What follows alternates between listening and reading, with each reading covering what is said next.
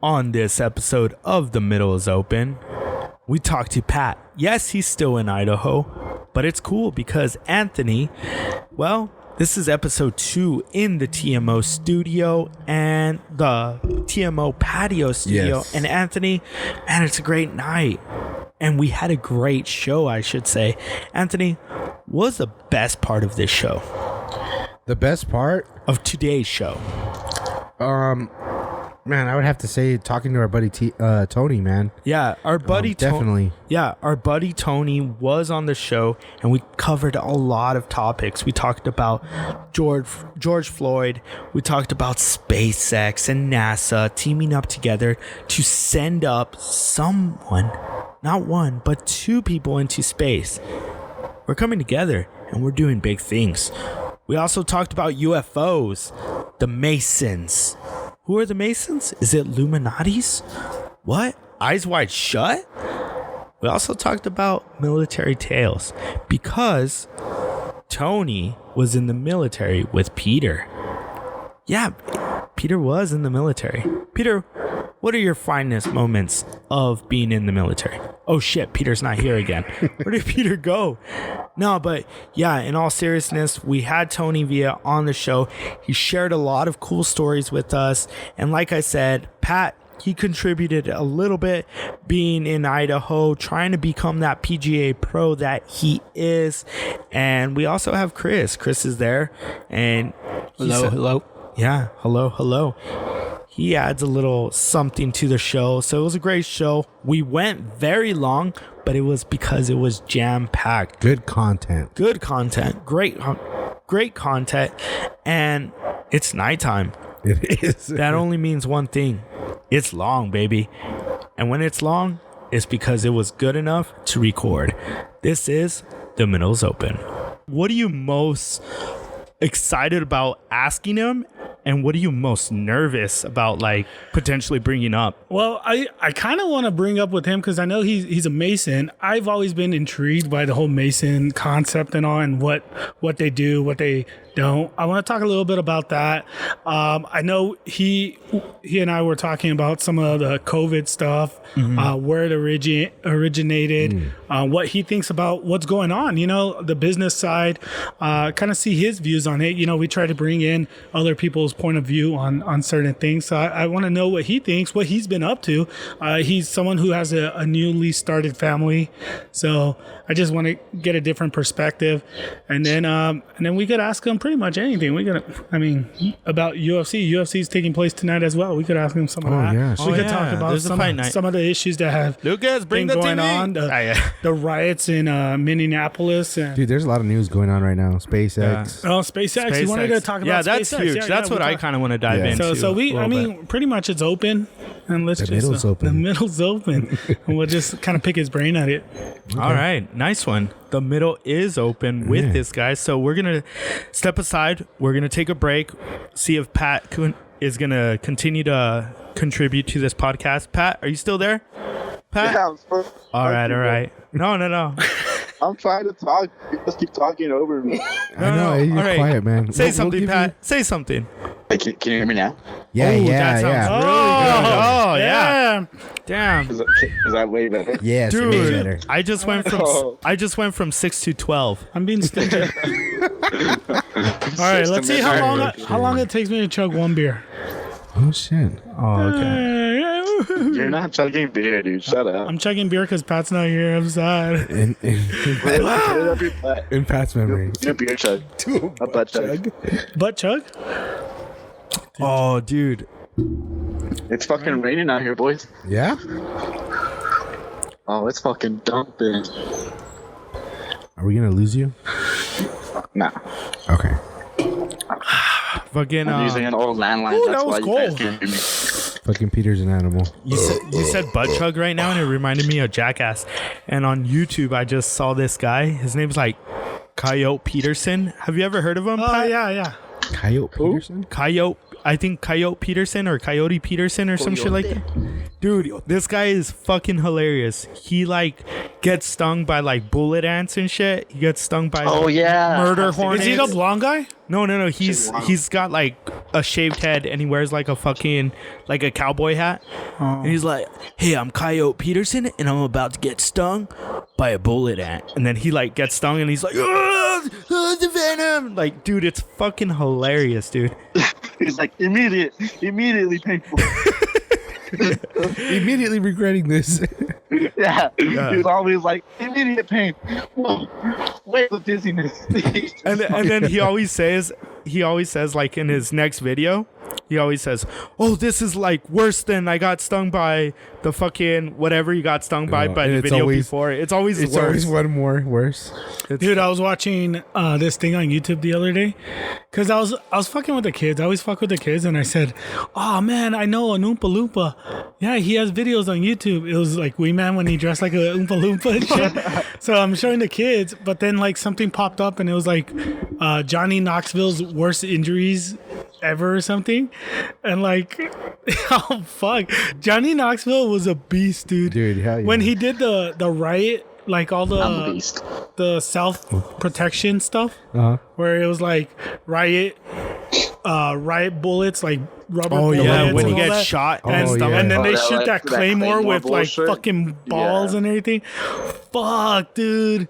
He's a beast, man. Yeah. I think he's the best, not the best, but like he takes the most punishment out of any of them. You think Steve-O?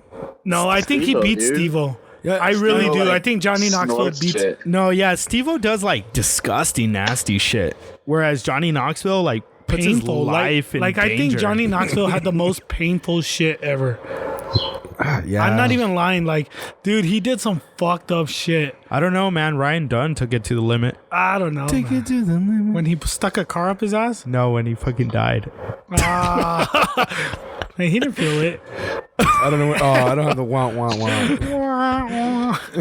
I was gonna say that fool took it to the limit, hold on. man. Push it to the limit. It's unnice. There we go. Just to end I that. don't know why the fucking people laughing was the funniest one like so far. Because you were laughing when it came on. Dude, so that's what I wanted to talk about. I had to remember what I wanted order to they talk were in. about nostalgic shows. Like I started watching Hanging with Mr. Cooper. Like remember that fucking show? Randomly? Yeah. Dude, we started watching it. It's fucking funny, Alright, you man. like- Well, you know Netflix what? binge Let's watching call or- that guy, and then we'll talk okay. a little lighthearted stuff first, and then we'll bring in the hard-hitting question. Is he ready? Yeah. All right, we're gonna take a break, and when we come back, we're gonna have Lorenzo. Look at it. See, Pat keeps on. I don't know what he's doing over there. We're gonna have Lorenzo Villa on the show when we come back. All right, guys, we're back here on The Middle is Open, and Pat's still on the phone. He's in Idaho, like we said, and we actually have a special guest on the show. We had a little bit of technical difficulties when we went to break. Anthony just recognized something. Anthony, what did you see? I just the timer stopped at 10 minutes, so I'll have to review and find out. But Yeah, we'll make it work. Yeah, we're good. So Anthony just found out that we had some issues with the board, but if we didn't get all of that first segment, well, you're shut out of luck. We'll just kind of have to pick it up later, I guess.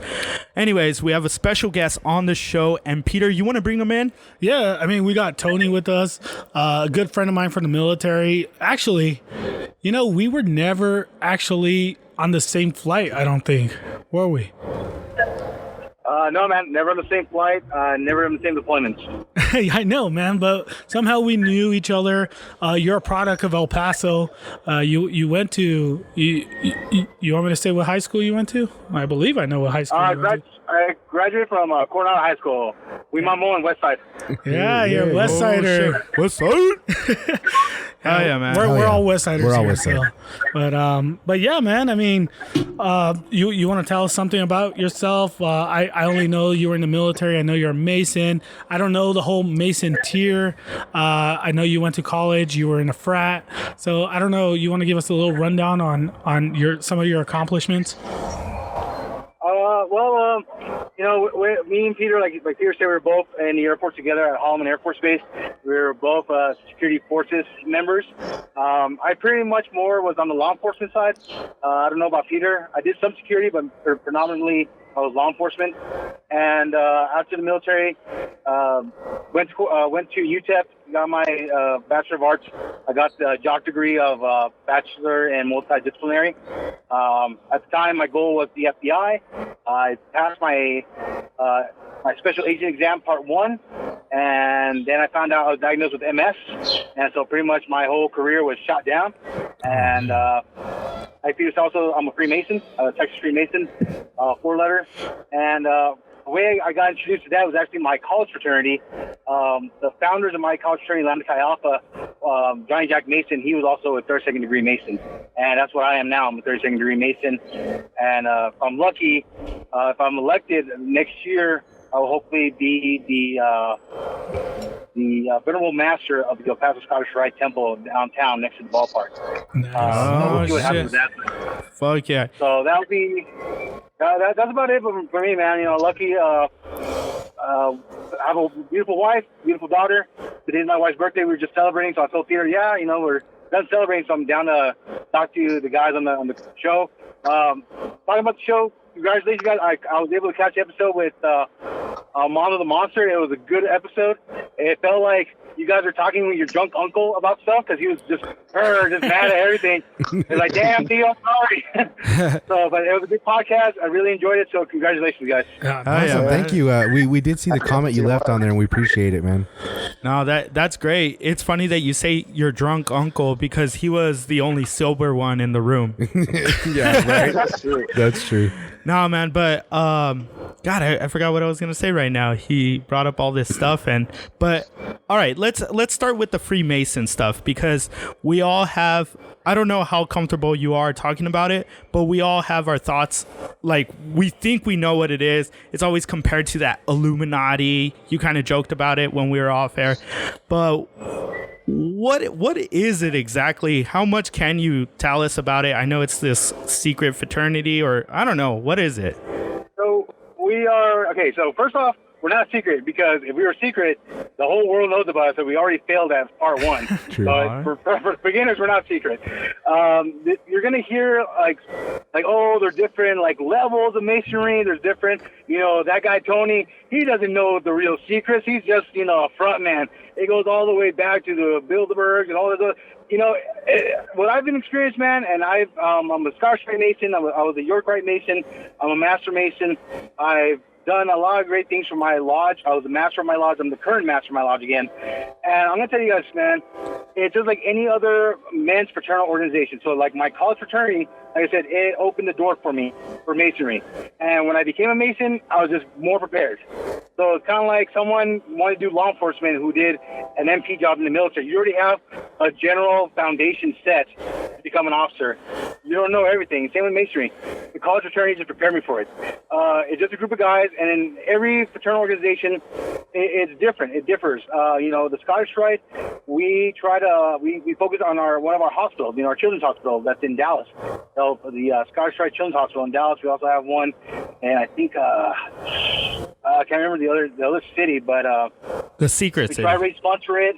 So like the main thing that we do here in El Paso, if a child needs corrective surgery for like a spinal cord, one leg longer than the other, same with the arms, if they need special assistance, or with dyslexia, our main goal is try to raise up funds so that way we can get plane tickets for the family. Hey, we're living in the hood. Hey, right next to the railroad track, man. That's the place, man. You know, we're not the high class Coronado. We're not in a mountain like you. We're in the lower valley in the valley here. Our fraternity is the middle's open, man. We don't have that Scottish Rite behind us. Hey man, I might have graduated from Coronado, but I was a Lower Valley kid from the get-go, man. I went from kindergarten through 3rd grade at Sageland Elementary behind Bel Air. All right. He's showing his stripes. Okay. You're cool. We lived in the apartment next to the projects across from the Carolina Center. Oh, okay. All right, shit. I played basketball there, man. That's where I grew up before the West Side. You're like the Jefferson, man. As my dad got a better job, we moved on up. The Jeffersons moving on. Yeah, right? Yeah, exactly. But no, the LV, man. The LV's still true to my heart, man. No, that's cool, man. But like I was saying with the Freemasons, man, everything is it varies from state to state. So we don't like at the Blue Lodge level, when you become a Mason, it's the Blue Lodge, and that's where you get your first 3 degrees. And every state is different. What they do in New Mexico, what they do in Arizona is not what we do in Texas. And so it may be the ritual work, it may be the volunteer opportunities, the philanthropy stuff. Everybody's different, and that's what's the cool thing, because there's no set, like, head organization you got to follow. It's what your state mandates. So for us, we follow the Grand Lodge of Texas, which is based in Waco, Texas. And that's where we, anything that they tell us, hey, this is where we're implementing rules, the way we conduct business, it all comes down from them. So it's different. So like I said, what happens in one state doesn't happen here in Texas. Nice. All right. Hey, so Tony, I was going to ask you, you've got a new family. You were talking about your wife and your daughter, and this whole COVID thing. I mean, I've never experienced anything remotely like this. I'm pretty sure you haven't. We've kind of been kind of sidelined by this in the last couple of months. What are your thoughts on this? It's a terrible situation we're in, man. I mean, number one, we can't get an answer on how this thing got started. They told us how SARS broke out. They told us on other pandemics happened. The Hong Kong flu back in the 60s. They said, hey, it came from this. This is how you're going to take care of it. Woodstock happened during that same time frame, and still people came together without, social distancing. And this is a new reality for us. It's rough because we're not used to it. Our generation was not used to this kind of stuff, man. Yeah, and what's your take on businesses opening? I know, I'm pretty sure you got a lot of friends that are business owners or entrepreneurs who rely on people spending their money on their goods, on their services. What's your take on that, on opening? Are we opening too soon? Are we behind the curve? What's some of your thoughts on that? Well, luckily in Texas, man, we are the head of the pack in the nation. One of my good friends, one of my fraternity brothers from the Masons, he owns a bar. His bar, they opened up on Friday at midnight, and it's called City Slickers. They're here on the east side, and they opened up, but they followed, the same guidelines that the governor wants implemented. And it's kind of hard because, it's already a small venue, and you're telling me that you can only let a quarter of your normal clientele in. Yeah. So you got to say, okay, is it worth opening up the bar, with the drink, with the alcohols, with your staff, with, the ice makers running everything, electricity, paying people, the bouncers, paying the sound guy, all that money you're going to spend, is it cost effective for you to open your doors for only 0.25% of your clientele? Yeah. So that's something rough, man. And that's where, I'm happy that the governor allows certain places for you to go alcohol, but then once we have that first DUI or something, that's going to get scrapped. Yeah. So it's walking on eggshells right now for a lot of these business owners because, one of my favorite restaurants, Cattle Barons, they're still not open. They don't even do curbside pickup because they were not making money by just doing curbside pickup. Yeah. And now they're saying, well, maybe we won't let you have that giant salad bar anymore so there's no exposure. And if you want to have people in your restaurant, you can have them separated. But if somebody sneezes or coughs and they expose the air inside the restaurant to a disease, it's just too many moving parts. So it's like, there's no definitive answer. And that's where I feel kind of like, I feel bad for the governor because everyone's expecting him to lay down his opinion, his decisions, and it's like, damned if you do, damned if you don't. Yep. Do you think it should be the governor's choice, or do you think it should be local government as far as the city itself? So I feel the governor. I'd rather follow the governor because I know that here in the city of El Paso, the mayor and that other guy, one of the county guys, they sent a letter to him saying, hey, we should be delayed here in El Paso, blah, blah, blah. But at the same time, it's like, okay, you want to delay it. However, what is there for our local business owners to survive? What is the plan? It came out in another podcast, and I'm not gonna plug in their name, but they're saying that are cutting checks to these small businesses. They were overlooking smaller ones because they weren't asking for a lot of money because their percentage of the cut of that loan was not going to be enough for them. So if a small business was like, hey, I just need 15 or 20K, well, that bank's only going to get 1 or 2% of that 20 to 50K. You know, if another business like, hey, I want 150, 250, 350. Well, their percentages went up, so they'd rather give those big money guys a chance to get bailed out or get that money than the real small businesses. And that would be my thing to the county leaders and the mayors, like, hey, man, you know, I know that you're looking out for the public good, but what are you going to do when these people go out of business? They can't pay their mortgage, they can't pay the rent, they can't feed their families, and you're telling them, hey, well, at least you didn't get sick. What do you expect them to be like? Oh, thanks, but I got no food, I got no car, I got no house. Yeah. All right. So it's tough, man. It's really tough. So it's easier if it's one person. If you're going to put the blame on one guy or society, I feel like it's easier just to blame the governor. That's why our commander-in-chief is like, "Whoa, I'm not making that call. Governor's is on yours." He's like, "I'm not dealing with that nonsense."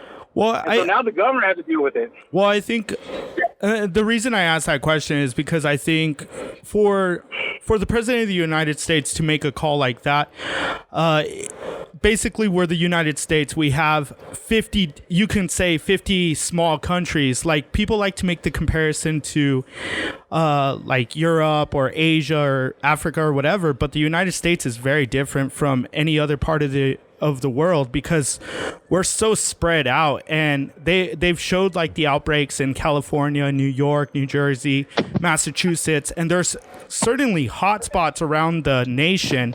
So it would be impossible for the commander-in-chief to make that call what the country should do.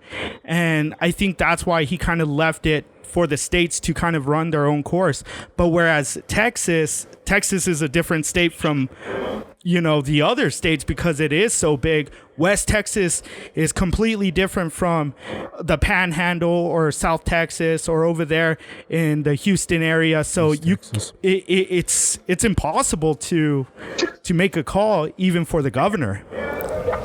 It is, man, and you gotta look at Texas and like you're saying the differences from like say Seguin, Texas. Seguin is north of San Antonio.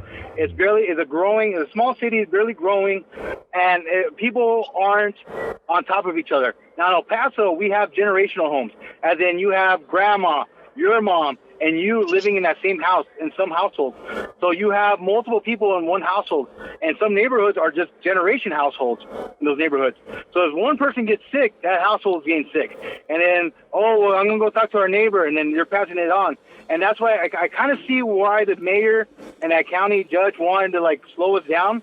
But at the same time, it's one of those, like I said, damn if you do, damn if you don't, because we have a lot of local businesses here in El Paso. And in El Paso, our major industry is the service industry. If you look at everything that comes into El Paso, it's either a new type of retail store, new type of restaurant, new type of movie theater, you know, Topgolf, iFly, anything, it's customer service based. You know, it's a retail thing. And so when you're saying, okay, we can't have people going to retail, we can't have people going to movie theaters, restaurants, bars, you're killing the El Paso economy because that's pretty much what we have. Yeah, Not everybody can work for ADP, EPISD, or Fort Bliss. It's the service industry here in El Paso. You know, you brought up a really good point about how there's many generations that live in one household. Anthony and I actually talked about this, how you have grandma, you have an aunt that is underlying issues. You have so many people living under one household.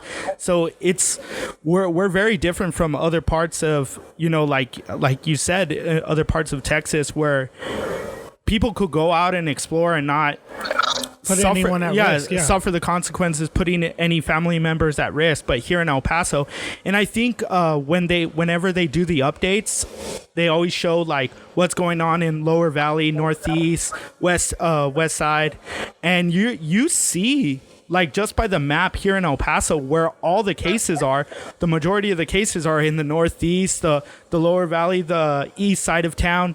I mean, it's blowing up over there. Whereas as far as the West Side, I mean, there are a lot of cases, but not nearly as much. No. You know what, man? Last weekend, I was at the West Side, that new, the Cabela's and all that new shopping area. Man, I saw so many people without masks, not really social distancing. I'm like, man, I was with my 1-year-old. Mm-hmm. I wasn't taking that chances. I was like, no, we're just going to do this quick drive-through, wear the mask in the drive-through. You know, I don't care if people make fun of me, but, you know, if I'm talking to the person at the window, they got a mask, I got a mask, the risk goes down. But I was just seeing people walking around the Walmart parking lots, Cabela's, just no PPE at all. And I'm like, oh man, you guys are rolling dice. You guys are rolling dice. And I see them, like, you see the ladies with their kids walking around, like, just wearing their face masks around their neck, and I'm like, well, they're rolling the dice. Do you think that the city or the state or the city should kind of, I know it would be hard. I know it'd be quite impossible, to be honest, but kind of look at each business as an individual and kind of evaluate, say, okay, this business is free to open however they want because they have the ability to take proper precautions, whereas this business, there's no way they could open because there's just too many people. And I bring that up because I was talking about how, there's people that go and get haircut, or people were talking about wanting to go and get a haircut, right? And they said, like, oh man, we can make this safe. The person cutting your hair could be wearing a mask and a shield or whatever, and they could set up their client on one side, and then they could set up another client on another side, and then just purely do everything appointment based. Whereas you pass by a supermarket and it's a free-for-all. It's fucking chaos. There's so many people in the store. Yeah, they're buying essentials, they're buying groceries and things like that. But I think it's a lot more dangerous to go to a grocery store than it is to potentially get a haircut. What do you say about that, about certain businesses? Yes, they may not be essential, but they are a business. They do provide a job. It is a job. It is a job, and it's a way for just another set of people to stay off unemployment. So I'm going to play devil's advocate in this part, man. So in some businesses you can't control, like a barbershop, you can control your clientele because you can say, hey, one person at a time, appointment only, we're going to separate you. And so you're doing it one at a time. So then, say like a supermarket, doesn't matter what that supermarket can do. They can put out, if you go to your local Albertsons, you'll see the little signs that say, hey, social distancing, 6 feet apart, blah, blah, blah, blah. But it's also the clientele, man. Some people just don't care. They don't care about anybody else's health. And so the business can do whatever they can to try to make it safe. But the individual, a lot of people get mad at that. Oh, why do you guys enforce seatbelt laws? Well, seatbelts save lives, but at the same time, people won't wear the seatbelts. Same with the business. They can put the 6 feet spaces. They can have hand sanitizer stations everywhere. They can say, hey, you can't come in without a mask. And at one point, you'll see someone take off their mask. You'll see somebody, they'll be coughing into their hands and start touching produce, start touching other stuff in the store. And it's like the store did everything they could. Yeah. But still, that common person is not gonna make things perfect. On paper, it looks great. Yeah. The battle plan looks awesome, but then the one individual with zero fucks mentality messes up for everybody. Yeah. What do you think about? I don't know. I don't want to give credit where it doesn't belong, but what do you think about? I don't know if it was Governor Newsom or Governor Cuomo that implemented. He wants to put into law where businesses have the right to deny a customer when they're not wearing a mask. What do you think about that? Okay, well then, man, so this is where it goes into the legal world, which I love. So if you can now tell a customer, hey, you cannot come into my business without a mask, then that whole lawsuit about, hey, I'm not going to bake a cake for somebody because I don't agree with their views.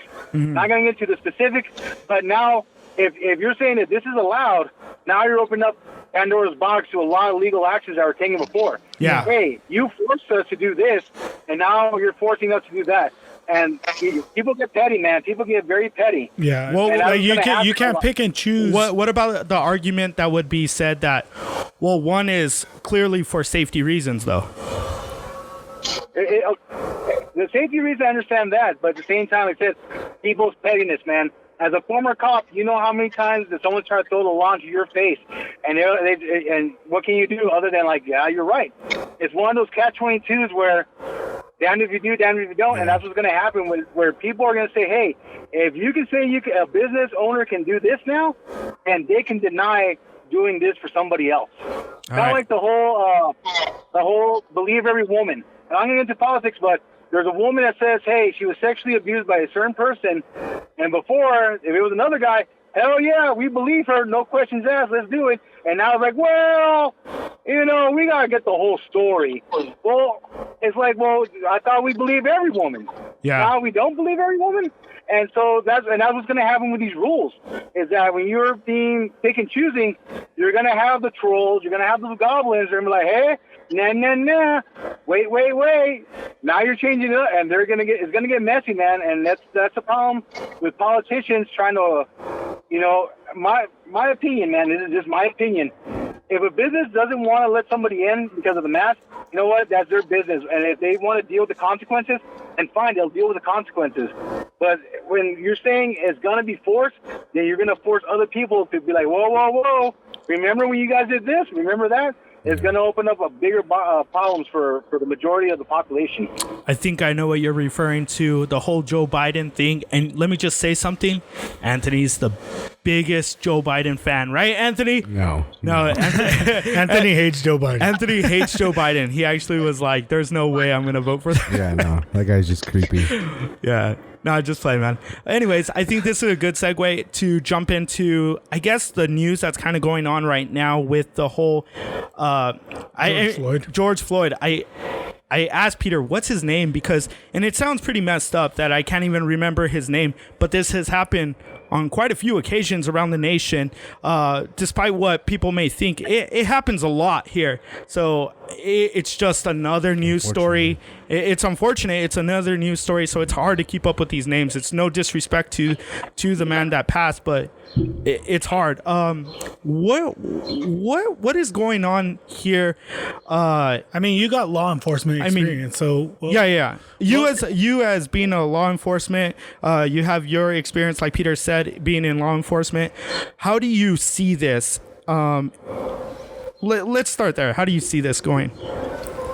So the gentleman you're talking about is George Floyd from Minneapolis, and he was murdered. I will say he was murdered by officer. Well, not even officer. He doesn't deserve to be called officer.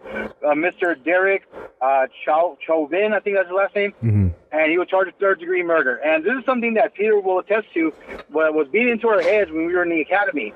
The moment you have someone detained, you have put up either zip ties or handcuffs on somebody, they are now your responsibility. Exactly. You have to make sure that their safety and health is first and foremost, your number one option. Mm-hmm. And in the video, I don't know what type of training that dude ever got. Yeah. You never, we were told, never put your knees on someone's spine, because right there you're gonna get in trouble. Common sense. This dude violated every type of search and seizure, detainment, anything that however was taught. That guy messed it up. That's why I say he's a murderer. In Minneapolis, Minnesota, being convicted of a third-degree murder is 25 years. So if he's found guilty, he's going to serve 25 years. So that guy's going to spend the rest of his life in jail. And then the other three officers that were there, they messed up. They did not have their buddies, because in the video, they were not allowing EMT to check on this guy. These guys were saying, hey, bud, that's a little messed up. If I saw Peter, messing up something, Peter, back off a little bit. Back off 25%. I'm sorry. I don't mean to cut you off, but really quick. They interviewed Ron Stallworth here in El Paso. Robert O'Geen interviewed him, and he's the officer. He's the police detective that came out in the movie Black Klansman. He wrote the book and everything. It's based on a true story, blah, blah, blah, blah, blah, blah. And he says that there's a blue shield. Do you think that blue shield exists? Dude, hell yeah. Peter, does it exist? Yeah, it exists. It's just... I'll admit to it, man. I'll admit to it. But at the same time, there's a moment of that blue line that you gotta say, whoa, you shit the bed on that one, man. There isn't such a thing. There is any cop is like any cop saying there's no such thing as a quota. Yes, there is a quota. I was told, if I don't see you writing tickets, that means you're not doing your job. That means you shouldn't be on patrol. I'll put you at a gate check at the West Gate. That's why I was more on the security end, and I wasn't the law enforcement end. I never gave tickets. But that's a reality, man. It's at the same time, an officer is trying to do their darndest to enforce the law, enforce these laws onto the community. And already people are already upset like overall picture, people have been locked in their homes. They're finally allowed to go out to the distance. People are already on the edge. A lot of people right now with the whole rioting and everything. You don't think some of that also is from these last 2 or 3 months they've been told you cannot leave the house? You're stuck with these people in the house all the time. You cannot go get your fast food. You cannot get your beer. And you don't think that also attributed to, this injustice? It is an injustice, but at the same time, people were already upset. People were already mad. And then, the pot was already boiling. And let's just fucking, set it over. And of course, with other African American men being killed, being murdered by some of these police officers. On my Facebook, one of my comments recently is like, the thing that most cops hate are bad cops because they make our job harder. Yeah, even if you're not like Peter. Peter was the security side, but when they saw him in his uniform, they gave him the same ugly mug that they would give me. And Peter's like, yo, I'm just guarding airplanes and scientific equipment. Why are you mad at UFOs. me? Going back to the Blue Shield thing, what does a police officer do in that moment when he does see something of that magnitude happening right before his eyes? How does he do it in like in a manner not to offend the other guy? Yeah. I mean, frankly, he's killing the guy, but how does he do it in a way where it's not such an eyesore to the public's eye? You know what, man? In this day and age, it doesn't matter. There's no, nice way to do it, man. You got to pull the guy off. You got to be like, it's that whole, in the Air Force, the first core motto is integrity first. So that's you checking your guy. And Peter's known me, dude. I've always been that guy that I didn't care if people hated me or liked me. I always went by the book, regardless. Is there a blue line that I would follow? Yes, for the most part. But there are other times that I would step in. Yes, I got my butt chewed out. Yes, there were repercussions for it. But at that moment, especially life or death, man, if you know that guy's going to die, your integrity, that's integrity check mode for you. And you're going to be like, yo, bro, get off him. Even if you got to grab him by his freaking vest and pull him up and him get mad at you or start a conversation with you, oh, well. But at the same time, those officers, man, those officers are now going to be considered accessory to that murder. They may be accessory to that murder. Accomplice to murder. The accessory is that you aided in it, like if they were also on his guy's neck.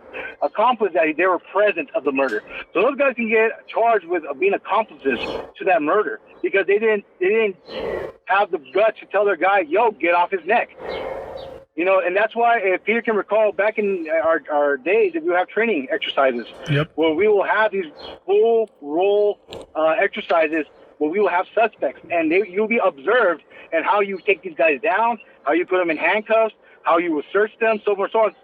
And that was part of our training, And I don't know what this police department will do with that kind of training. I don't know if it's just something that the Air Force does or the military does, but when someone's taking it too far because when you're observing, if you see the guy's eyes bulging, you see that he's struggling for breath. How do you not step up? And that's where I will tell those officers, that's where you jacked up. You knew that guy was in trouble. You're the oath that you took. You messed up, man. I don't feel bad for you. You should go down with him because you took the same oath that any other law enforcement officer takes, and you didn't step in. That's your bad. As far as own up to it. As far as protests that are going on around the nation, not only in Minneapolis, but as well as, LA, Georgia, El Paso, El Paso, Washington, D.C., Portland, all over. There's many protests going on. These are obviously unfortunate. The things that are happening, there's looting, there's vandalism, there's burning buildings, things like that. But then you also have peaceful protests that have happened in the past, yet that get the same scrutiny. What is your opinion on that stuff? You know what, man? When it comes to when Colin Kaepernick was protesting, he was doing it his way. And he was actually told by another veteran to protest that way. And this is something that me and Peter and every other American soldier has fought for, these rights for any American citizen to protest, to have freedom of speech, freedom of religion, freedom whatever, to protest. You may not agree with it, but it's his right to protest. That was his peaceful way, and people were mad at it. And now they're like, people were mad at Dr. King for his way of protesting, of just having a simple march. People protested against that. And there's no way to like say what's right, what's wrong, because every American has a right to speak up and say their piece. There's a line where you're protesting, but now you're trying to burn down a building or burn down a car. Kind of like, hey, bro, there's a line, you just crossed it. Yeah. Do you think that the president had any fault of the peaceful protests that were going on in the past, alluding to Colin Kaepernick kneeling, because he did have so much passion on how he disliked the way he was protesting by kneeling during the national anthem. President Trump was really quite harsh, to be honest. Do you think that kind of made things worse coming back to present day? It's hard to go to anybody and say, hey, this is how you should react to how you feel you've been treated. Me and Peter, I don't know if Peter's felt it, but even though we were in the Air Force, we were veterans. There's times in my life in America where I felt racism. But the only reason that these people didn't push their racism because I was wearing my veteran cap. And it took other friends that told me, hey, the reason you don't see as much racism, Tony, is because you wear that cap. And I for a long time, I didn't really notice it. And so it's kind of hard for me to go to somebody else and say, hey, man, this is how you should feel. This is how you should protest. I don't agree with that. And like I said, man, it gets very complicated because it's your opinion. Mm-hmm. It's your opinion to someone else's opinion. And there's no way you're going to trump each other. Trump. But the thing is, at the end of the day, man, I say, if you want to protest, protest. That's your God-given right as an American. Say what you got to say. But however, the moment that you start hurting other people, you start creating a bigger crime or start a crime, that's where the line is drawn. In my opinion, if you want to go up to San Jacinto at Square and have a protest, walk around, that's cool. But then if you start breaking windows, you start robbing people, you just start beating people up because of the color of their skin, now you're doing the exact same thing that you're protesting. Well, there's some people, if they see a white person, they're going to start whooping that dude's butt. It's like, well, isn't that what you're trying to fight? Yeah, the reason I bring that up because there have been other protests that have gone on, not necessarily to race, or they did have something to do with race, but also just protesting whatever President Trump believed in at that time.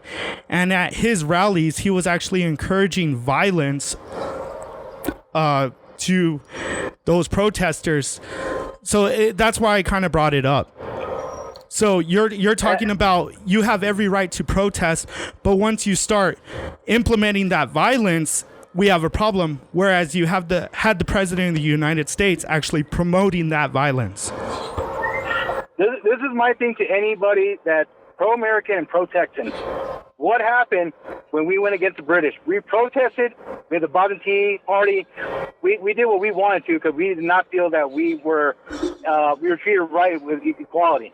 That was us separating from the crown. In Texas, when we were tired of Mexico stuff, Texans said, you know what, we're done, and they protested. Come and take it. You want this cannon? You're going to come get it from us. That was our way of protesting. If you're proud of your history as an American and a Texan, then you need to understand that's what these people are also protesting. They're protesting because they feel that the inequality in America towards their race is wrong. And you got to support them. I support them because that's what I fought for. Well, I draw the line with anybody. It's like, you know what? Let them have the protest. Let them say what they got to say. Let them have their voice. Now, the moment they're like, okay, now we're going to wreck up shop. Whoa. You know what? This business owner, it was not his fault of what happened. This individual's car, you're on TV, on video, you're seeing people just gain their property, personal property, being destroyed because of these riots. It's like, well, what did that person have to do with what happened to this gentleman?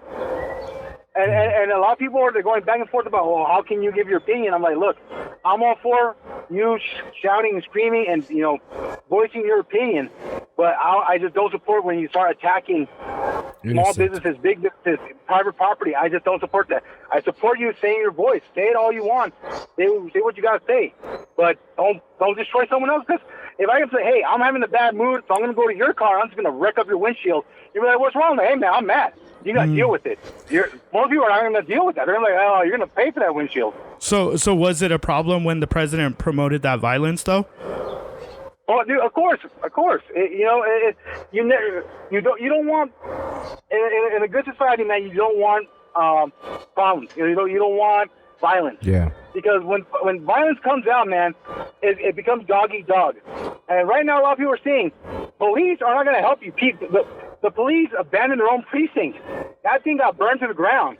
If the cops can't even protect their own police station, what makes you think they're going to get to your house when people start breaking your windows, start looting your house? Yeah. That's what's going to happen. You're inciting violence. Either side of the aisle, you're inciting violence, it's going to become dog eat dog, and our society is going to go to hell.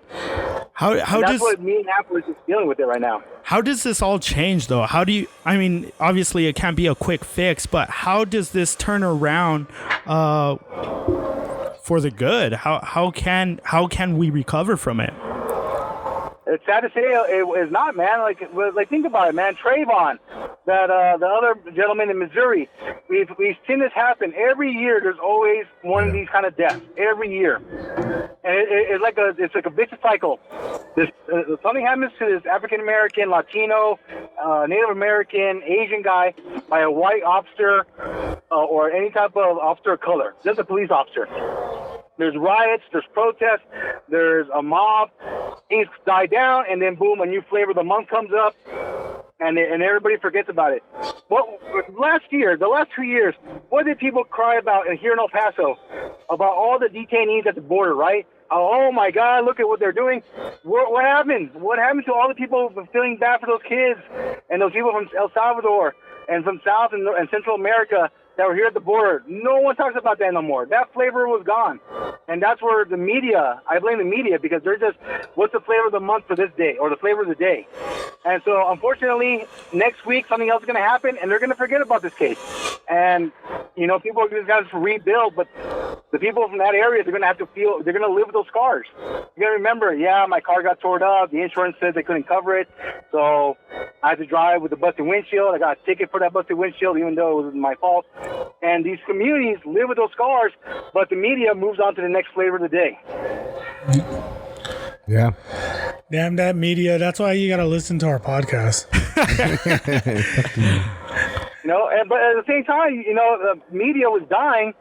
Even today, the local media is dying because internet media is like the quick 30-second plugins. Hey, this is going on, 30 seconds, boom, new story. Over here, hey, we're going to have a long 2-hour presentation, Sappho. People don't want to deal with that. It's a very dog-eat-dog world in that area where the local media has to compete, the national media has to compete against the internet media. Yeah, and you brought up a good point, because I was going to ask, do you think it's a problem of the internet? Because media in the past, it seemed like they had a little more integrity. It seemed like they were reporting more on, just the news itself. Now it's become more of a podcast version.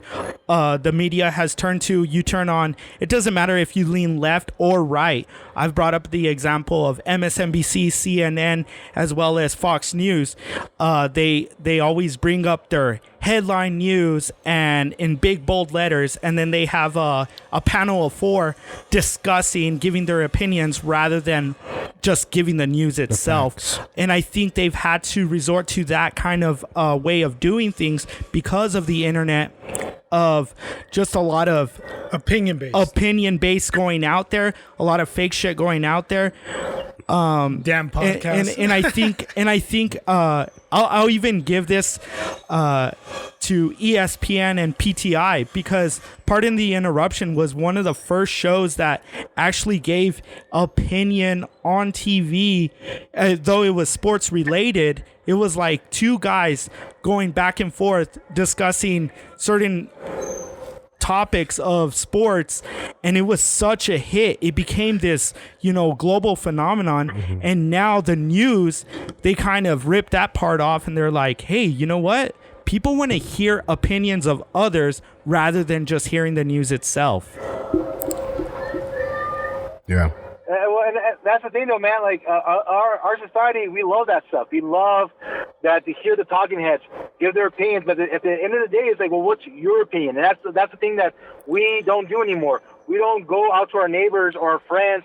Like, you guys have a group of friends, and that's what's cool about your podcast, that you guys can ask each other, hey, what do you think about this? But in actuality, how many people out here in El Paso get the opportunity to get asked, well, what do you think about COVID-19? What do you think about this injustice going on in Minnesota? Yeah. But They'd rather hear other people talk about it than actually say, you know what, this is what I think about, and then put their voice into action. Like, it's cool that you want to protest, but the people who spray painted the police station is like, so what did that do? You're just going to make more people go against you and actually look at your thing.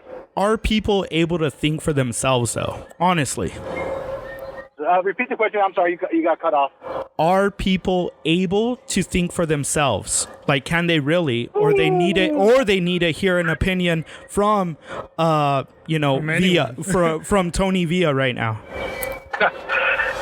Every human being can form their own opinion. However, it's putting your action into that opinion, because everybody can think their opinion, right?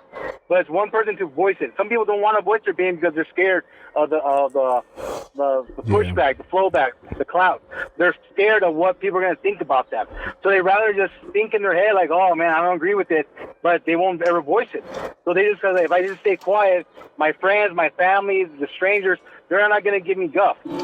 But if you're willing to say, you know what, guys, I don't see the pros in this, I don't see the cons in this, that's what we don't have anymore. People just don't engage with each other like they used to. Because it's easy to just get on Twitter, do the Twitter fingers, get on the gram, put your opinion on a little device, then actually stand up to a community and say, you know what, guys, this is what I believe in. And that's what we lack now, because it's easier just to get behind the screen and be a keyboard warrior than to stand your ground and say, this is my opinion and this is what I'm sticking with. Yeah, there's a lot of those keyboard. Do you want to plug your Twitter right now? I'm old, so I don't really have it. I have an IG, but I don't have a Twitter that well. I had a Twitter, but I forgot my password. That's how old I am. I set it up back in the Air Force days. You don't have a Gmail. You don't have a Gmail. You have a Hotmail. Damn. He has an AOL account. Bro, I got AOL, baby. Yeah. Hey, dude, can you add me on AOL Instant Messaging? No, dude, that's how old school I am. I forgot how to add people on that. No, but that's the thing, though, man. Like, if you think about it, especially the younger generation. So at one point, I was a substitute teacher for EPISD, and I would see these kids when they're interacting with each other, especially at the middle school level, man. At lunchtime, some of these kids, yeah, they will be like us. They'll be playing basketball, soccer, whatever. And you got this group. It was like a circle, looked like a drum circle, and these kids just on their phones and just people, twittering each other back, IG, looking at these videos, playing the beginnings of that video game. Oh man, what's that game that they play on the phones now? Fortnite. I don't know. I'm just. I don't know. Minecraft. Clash of Clans. Not Minecraft. The shooting one.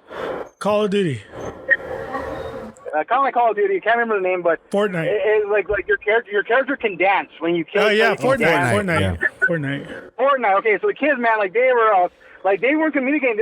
They were playing the same game, but yet IMing each other in the game, even though they were right next to each other. And I was like, my God, like what happened? Back in the day, only one kid who had a Game Gear and one kid who had a Game Boy. And everyone thought, man, that guy's rich. Now every kid has a cell phone. Every kid can play Fortnite, and they're not even communicating with each other. And if they do talk to each other, it's either a dick or pussy joke, and that's it. It's like, God. Hey, man. And these are middle school kids. Hey, you want to hear a funny story? Check this out. We had a Nintendo, a regular Nintendo, Ava and I. I didn't know that shit was in color until like 5 years after we had it, because we had it connected to a black and white TV. I thought fucking regular Nintendo was black and white. Oh my God. Until I played it at someone else's house and they had fucking a colored TV. You got the color edition? I didn't know there was a fucking black and white, or that they were all color. I thought there were two different editions. All right, so that's the generational split that we have right now, because our generation, we grew up with technology. So, our generation, we grew up with technology. We saw the progression of computers, cellular phones, gaming systems, the internet. We all saw it, growing up with it. This generation, the new generation, they're already used to it. Kids who were born before or after 9/11 are now 19, 20-year-olds. They're already adults, man. And that blows my mind. Yeah, Because I was a crazy. senior in high school. And Yeah. when 9/11 happened, I was a senior in high school. And now these kids are already sophomores and juniors in college that grew up, who were born during 9/11. We're getting old. Was 9/11 one of the reasons why you wanted to join the military? Tony? Sorry, I couldn't hear you guys. I'm sorry. Oh, sorry about that. I'm asking, is 9/11 one of the reasons why you wanted to join the military? No, I mean, I was in junior ROTC at Coronado, and it was in the back of my mind because if I did the Air Force, I would have gotten E3 after basic training. But my major motivation to join the military at the time was I was going to marry my high school sweetheart. So I was like, well, how am I going to support my high school sweetheart, my wife, on nothing budget? So that was my main motivation. Yeah, the Patriot side of me was also affected by 9/11, but the major driving force of me joining the military is because I thought I was going to get married. Nice. I was going to say, I thought it was like, the reason I brought that up was because I always thought George W. Bush was probably one of the most inspiring presidents, though I didn't like a lot of the shit that he did, but just the way he was able to like inspire a lot of Americans after the whole 9/11 thing. Well, he brought people together, I think, with that. Like, Yeah, like his just demeanor. him bringing, him having the country. ability to like bring the country together in a time of need. Whereas like this crisis that's going on, it just seems Chaos. like just we need a figure of someone to reunite, you know? Yeah, I mean, and that's the sad part, man. The last time our country was that united was because we were attacked by an outside terrorist group. Yeah, we That's all the last found time America was one. a common enemy. yeah. And that was the last time we were all together. Like today, most America, other than the protesters, we're also looking at the launch of the SpaceX rocket. And some people were happy because like, oh my God, it's been almost 10 years since we as America sent a rocket up with humans to the space station. You know, and we want to. The dream about us going to Mars is one step closer Yeah. to happening, and that kind of unified some Americans, but we're still split because of what's going on. Yeah. Tony, are you a producer? Because that's a great segue. That was one of the things I wanted to talk about was the rocket launch, the SpaceX teaming up with NASA. How great is that to have one that's private and one through NASA? I guess you call it government. How cool is that just to see those two coming together, and what kind of Future. like what is the future? How does it open it up to, you know, all these billionaires that want to do space travel like Jeff Bezos and Richard Branson and all those other fucks? Elon Musk. Elon Musk was part of space, is the reason because of this launch, but how important is it? important is it, and how great do you feel of what you saw today? Well, let me start from where I feel the greatest thing is where we save money for Americans. So NASA, we're going to pay Russia. NASA's going to pay Russia $90 million for one more go around on their Soyuz rockets. So if we can start having our own rockets, that's money that we're going to save here for our country. No longer giving it to Russia, no longer sending our astronauts to Kyrgyzstan to get launched out of. We're going to have things here back in America. So that's one good thing when it comes to spending money. That money will stay here in America, which will create jobs for Americans. So these guys that go to school, they're the nerds, they're going to come the engineers, the guys that write the code for all this stuff, all that great stuff, all that money is going to stay here in America. So $90 million is for every lot that we were spending for Russia, we're now going to keep. Secondly, go ahead, man. No. I was going to say, you know what it reminded me of? Kind of like NASCAR, how NASCAR has all these bumper stickers of like Hershey's, Coke, and all this stuff. And it was cool to have like NASA, and then you have SpaceX. And it's like, if that's what it takes for NASA to go up into space, to have the bumper sticker of SpaceX, I'm all for it. And not just that, but the organization NASA with SpaceX isn't held down to the taxpayers like any other government agency, so they don't have to answer to the taxpayers. Why are we paying this? Because that's a split decision too. Although it's cool for a lot of us to see, a lot of people are still on the fence, like, well, why do we need to go to the moon? Why do we need to go to Mars? Let's concentrate here. So it's more like, let's get this. It's leaving the bill on private company, but yet we're still being able to explore and progress. Well, I mean, you got to look at the long-term effect of SpaceX, man. So SpaceX is now 18 years old. It was started back in 2002, and it took I think 15 or 16 years of trial and error for Elon Musk to get for NASA to even say, okay, NASA invested $1.2 billion and for them to start doing these rockets, these capsules for NASA. But it took them time because every time back in the day, if you would go through like YouTube or they would blow up. They would blow up, and it was their last rocket. It was their last attempt to try to prove to NASA, hey, we can do it, that it actually succeeded, and that's like, fine, we'll give you now money to expand your projects. And honestly, I think one of the greatest things that we messed up in our space program was that we stopped. Yeah, definitely.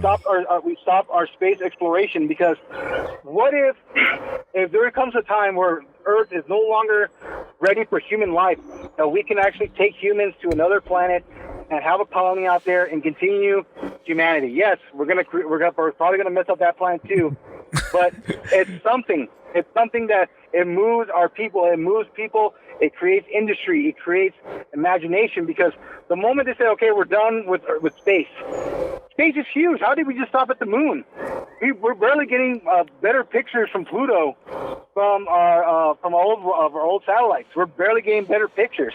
The rovers on Mars are barely getting better, and there's so much more to see out there. And we said, we're good. We're done. So I feel that it's a great thing for humanity. Yeah, during the space launch, there was I don't know if she was an astronaut or something. She came on and she kind of talked about it, and she said, you know what, in this time of need right now, this is probably the best thing, because when you're looking at Earth from space, you realize how one we are. You know what I mean? We're one of a kind, all of us together as a human race. How alone we are, and I think in this time it's a good perspective to have. We're all in this together. You know what I mean? Whatever color, whatever nationality, whatever race, or we're all in this together. We're all one on this planet. It's kind of different perspective than being here. On Earth. Yeah, I was thinking back of my astronomy class when I was at New Mexico State, and my professor was telling me, like, one of the problems was lack of interest is kind of what stopped space exploration, as well as like the amount of money that was put into the space shuttle itself, because the space shuttle was kind of a disaster because of what went to space and landed on the moon was just like this little fucking, it was a rocket that launched them up, and it was this little fucking capsule. Whereas like we invested millions and millions of dollars, or billions and billions of dollars into this space shuttle, and it looked all cool and stuff, but it was so outdated. It was so outdated compared to what others were doing around the world. Because we had invested so much money into it, we were not about to like, okay, scrap it and like, this shit doesn't work. They still wanted to continue with it, but they were no longer getting the support of the public. So that was part of the problem. But like what Anthony was talking about, maybe this is something that can bring the country together and the world together. Space exploration, just trying to, and I think about Mars and people, let's go to Mars. You know what? Let's go to the fucking moon. Fuck Mars. Let's go to the moon again. Because let's give that fucking assurance to people, because there's a lot of people out there that don't believe we went. Let's give that assurance to people and say, okay, we're going to the moon one more time, and I guarantee it will be just as spectacular as it was back then. Yeah. But you gotta look at it this way too, man. So the interest is now is that it's capable that, yes, Jeff Bezos, the guy from Virgin Mobile, all these guys who have money can get a trip up to outer space, maybe not so far up to the moon, but they get a little ride in space. But with everything in time, when the first cell phone came out back in the 70s and 80s, those big old brick cell phones, man, you had to be somebody to have that. You had to be somebody to have a BMW or Mercedes. You had to be somebody to have a big screen TV in your house. And through time, it became affordable for the common person to have a cell phone, to have a big screen TV, to have a BMW. In time, maybe in 20, 30 years, they'll probably have like, the Disney cruise, but hey, you want to go to space? We got a cruise package for you. Where private industry is going to be able to, Amazon's going to, hey, for 4 tickets, 5 Gs, we'll give you 4 tickets. You get to go to space, get to see. We'll make sure you have MP3 files of it. We'll have video files of your experience, video files, picture files. And if that's what's going to help put money into the program, that's what's going to happen, man. It happened before. It's going to happen again. And maybe that's what we missed our mark in the past also, is that we said only the best and the brightest can go up to space. But if you tell a person, hey, any common Joe with the right amount of money can go up to outer space, it gives people that hope. So it makes people work harder, save that money, so that way they can go up to space too sometime. Yeah. Hey, I feel that might happen. So do you think we're just catching up to the aliens that have come to Earth already? Like, the government just came out saying that UFOs are real. Well, hold on. Before we get to that real quick, that's good. No, that's a good. I want to get to that. I wanted to get there. I want to get to that, but I think Pat has got to go here. I know we had limited time with Pat, so I just want to say bye to Pat before he takes off. Pat, are you still there, Pat, or did you take off? Yeah, I'm so sorry. Yeah, Pat was so quiet. I know Pat was. Why you didn't even say hi to Tony? I know. You want to say hi and bye real quick? Well, hi, Tony. Very nice to, I guess, meet you over at the phone. Tony, Pat's getting his PGA card? Yeah. That's the guy that Mondo was mad at. Yeah. Listener, man. Yeah. I told you guys, man. Awesome. I support a good podcast, man. I appreciate that, man. Good luck to you. Good luck to you on your pro card, man. Hell yeah. I appreciate that. Pat, we miss you, man. Hey, Pat, Pat, do you have a question for Tony before you leave? Because I know you were kind of excited.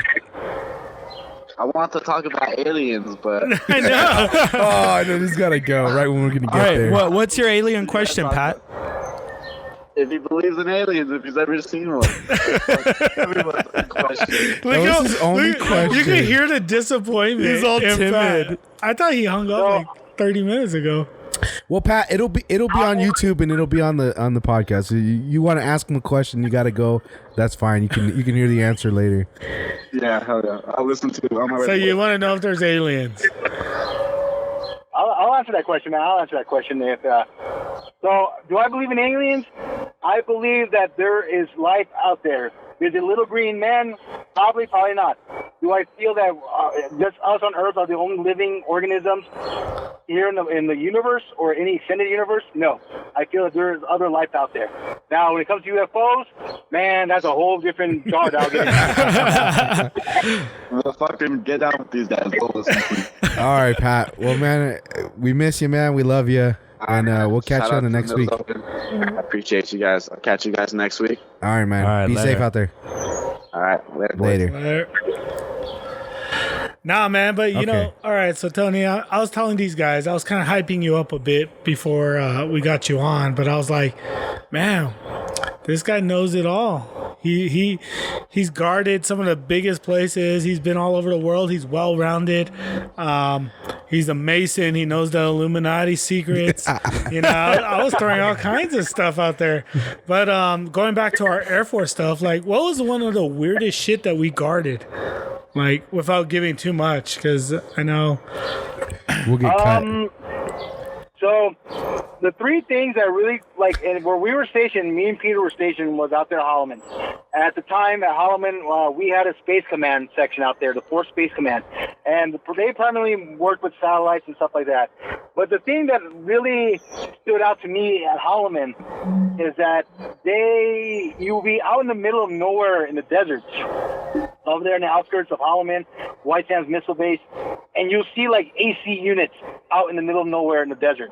And you see like those those little towers, like those smokestack towers, popping out the ground. You're like, why is there random AC equipment out here and heater equipment out here? You see vents, in the middle right? of the desert. You see basically vents in the middle of the desert. So what you're saying is underground? Or what? Okay, underground. So you know what? I'll give you a story, and you could agree with it or not. Juicy. But one time we were out there, and we weren't in our sector the way we were supposed to be, and we're out driving out in the middle of the desert, and we're in basically like a wadi, like a water runoff that's dried out, a dried out water runoff, I guess you'd say, and we found it was like a cargo bay. It was like a bay door. What the fuck? In the middle of the desert in this thing. So like if you were to do like an aerial shot, you would have seen it. You just see like this dried out riverbed kind of. And we roll up on it and we're like, what the fuck is this? And it was a dock basically, but it was locked. We don't know what else was there. And then as you drove on, there was like some vents. Like they look like air conditioning vents that you would find on top of a building. So we always thought like, what the fuck is this? I don't know if you want to talk about that, but I don't really care. They can find me. Guys, Tony just got disconnected. I never saw that. You never saw that? I never saw that. But what I did, one of the coolest things I saw, and I got to like, and this is what that blue line talks about, because back then we was like, no, man, Peter was in his post the whole night. That's when I talk about the blue line, is that Peter never abandoned his spot and went exploring. Oh yeah, so I would go explore. So I would go exploring too, and there was this place called Tule Peak. Did you ever go out there? Yeah. I went to. We always caught like the colonel's daughter out there making out with someone. Oh shit! So Tule Peak, man, that place. It was like, if you want to believe in secret bases, secret, them lying about aliens, like Tule Peak's one of them. So the first things first, everyone tells you, Tule Peak is made up of rocks that are not the same kind of rocks you find in the rest of the desert. Number one. Number two, if you actually get into the building of Tule Peak, it goes into the mountain. I was only able to go 2 or 3 floors down once before I was like, okay, this is too freaky for me. It looks like a regular mountain, but you actually can go into the mountain. And they have these containers that would hold satellites, like the telescopes, like those super powerful telescopes. Like they also had those containers there at one point back in the day. So this building was abandoned. This was not operated back in like when it was like the SecDef, the security command or something like that. And so it was abandoned, but it was creepy. And I'm gonna go because I'm gonna just leave it there. The cool thing about Holloman, and this is what a lot of people don't know. So everyone knows about the story about Roswell, right? Yeah. Okay. Everyone says the official government story is it was a weather balloon that crashed in Roswell.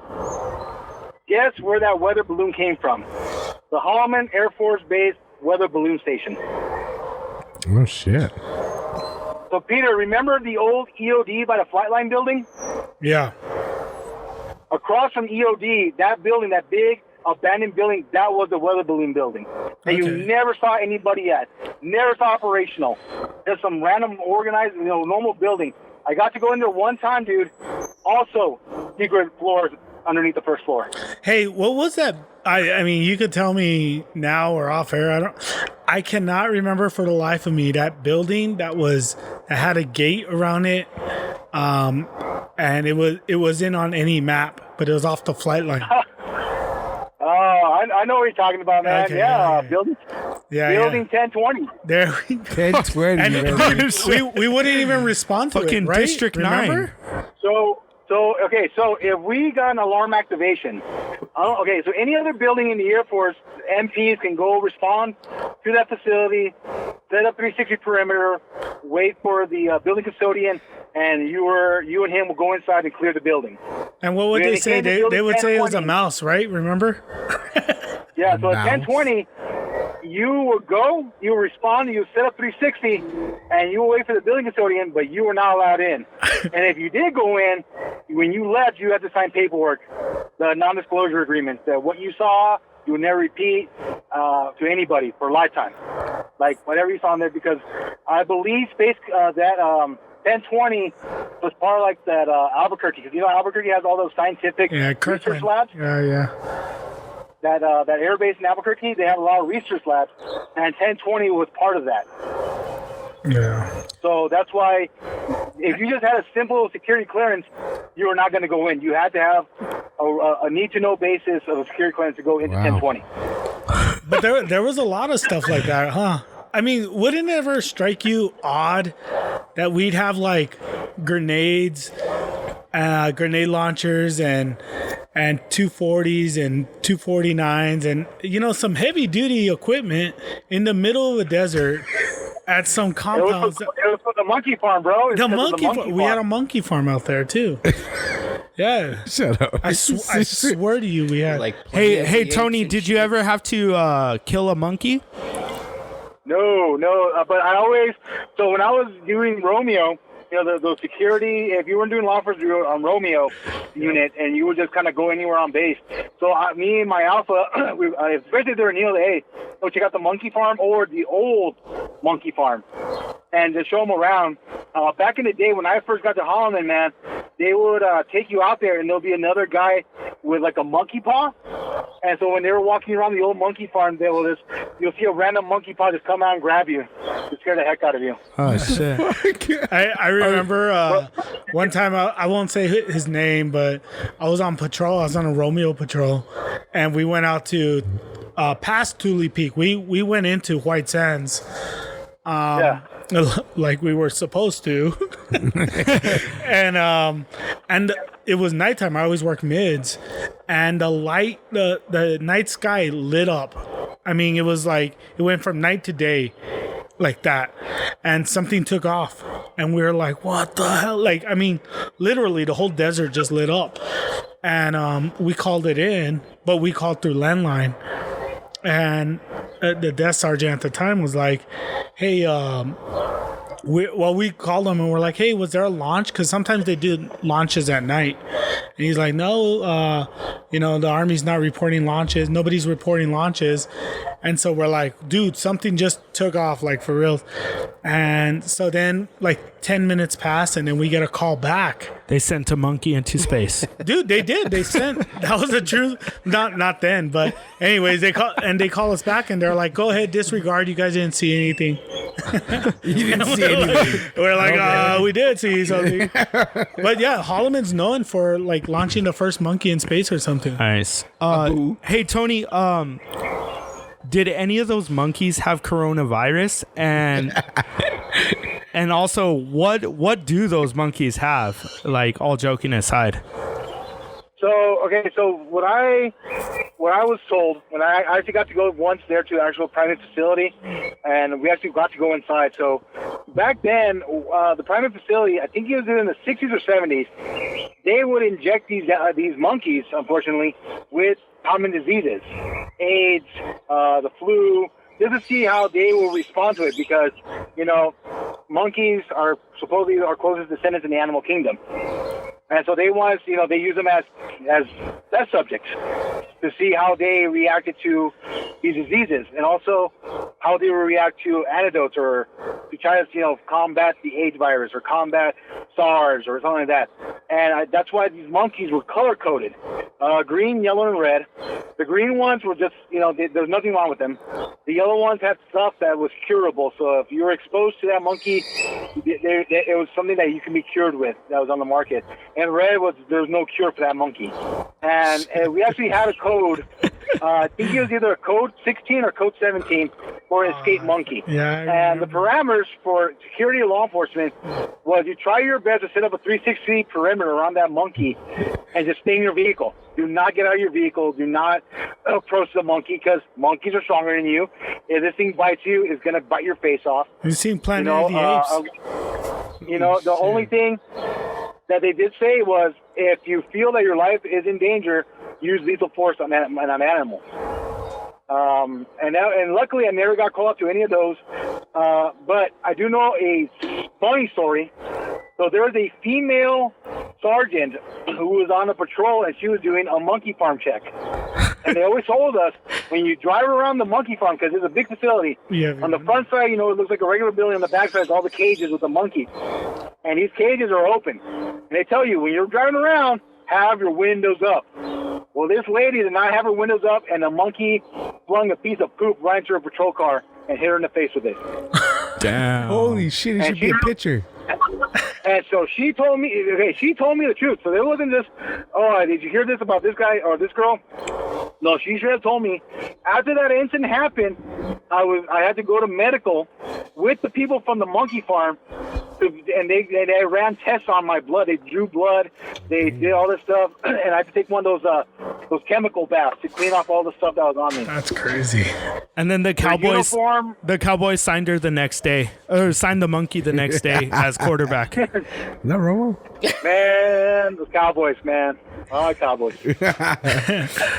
Hey, Tony, lighten things up a little bit, but so we're a pro beer podcast, I guess. Pro beer? Yeah, I would say so.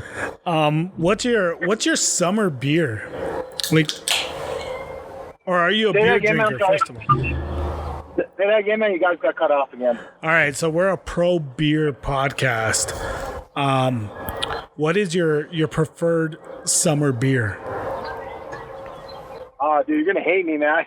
you keep cutting in and out, man. I'm sorry. No. What's your preferred summer beer? Tony, it's the FBI that's cutting in. For first summer beer. Okay, got you. No, okay, so right now I'm a big Shiner guy. So Shiner Ruby Red, Shiner Bock, that's what's in my fridge. If I don't got enough cash on me, I'll get some Lone Star beer. If I got money on me and I'm going to a bar, let's see, a Blue Moon. Can't ever go wrong with the Blue Moon. It's a good hipster beer, and also the what's good? Linden. Lugenstein or whatever. Lugenstein. Hello? Yeah, you're here. We're here. Okay. Tony? That FBI is on us. I know. Tony, you there? Yeah, I'm here, guys. Okay. Yeah. Some guys are coming in, some guys are breaking up. Oh, okay. It's just the FBI, don't worry. Yeah, it's all that monkey talk. The monkey talk. Nah, man, they got bigger fish to fry, man. That's true. That's true. Now, if we're being spot on, it's probably the NSA. It's for sure. It's the NSA. But that's a good summer beer, man. Honestly, a good old Shiner Bock for me. And it's a good summer beer all around. All right, Tony, we're about to get in a fight. You and I, we're tag team partners. We're at the bar because bars are now open now. We're about to get in a fight. Which beer are you choosing to smash over our opponent's head? You obviously don't want to use a good tasting beer. So which one are you going to smash over someone's head? You know what? A good beer is Coors Original. The little mini handguns, the little mini hand grenades. Ooh, that is a good one. Coors. The original Coors, yeah. So that's hand size. So when you're gonna slap a guy with that bottle, man. Oh, that's gonna be a good slap. It's gonna be right there, right in your palm of your hand. Oh, yeah. Take that nice swing across the face, temple area, ear, boom. You got glass. Yeah, you're gonna hurt yourself a little bit, but you're gonna give him that Compton slap with that freaking Coors bottle. Boom, forget about it, man. Knockout right there. Hell yeah! All right, Coors, man. And you're not wasting good beer, so you're good. No, it's Coors Original. That's it. nothing fancy. Oh yeah, right on. Oh yeah, sweet. I got another question for you. You were talking about at the beginning. We were kind of talking about your Freemason fraternity thing, and then we started talking about aliens and stuff like that. How many of the people that are involved with the Freemasons, the Illuminati, how many of them are involved with the alien stuff? The only guy I know that could be anything close to that will be Buzz Aldrin. He was a Mason brother. He's still a Mason brother, and he was one of our astronauts that got to go to the moon. He's actually. So this is a really cool thing. So for Texas, we have a lodge on the moon. And by that I mean when I think it was Buzz Aldrin, when he went up there, he had special dispensation from the Grand Lodge of Texas to declare a moon part of the Masonic lodges. It's called Tranquility Lodge 2000. You can Google it. Tranquility Lodge 2000, not secret. It's one of our things. They meet 4 times out of the year. You know, when there's a big big full moon, they meet up, and sometimes it'll be outside, sometimes it'll be in the building. But that's one of our claims to fame. I'm a member of that lodge. Nice. Tranquility Lodge number 2000 for the Texas Freemasons. Shout out. Fucking Buzz. Okay, how cool is Buzz Aldrin compared to Neil Armstrong? Who would you want to have a beer with? I know Neil has passed, right? But who would you rather have a beer with, considering Buzz is a brother?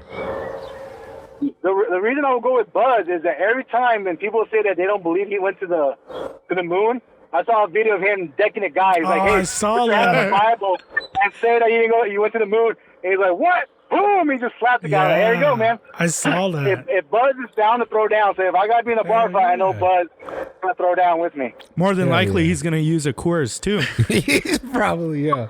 He's on the same boat as you. But I will say this, man. So a lot of people, you know, we joke around the Illuminati thing, but the thing is, what I know about the Illuminati was the old Bavarian group of men and women from back in the day. They were the people that would go against the higher-ups. So these were people who were educated in mathematics, literature, astronomy, stuff like that.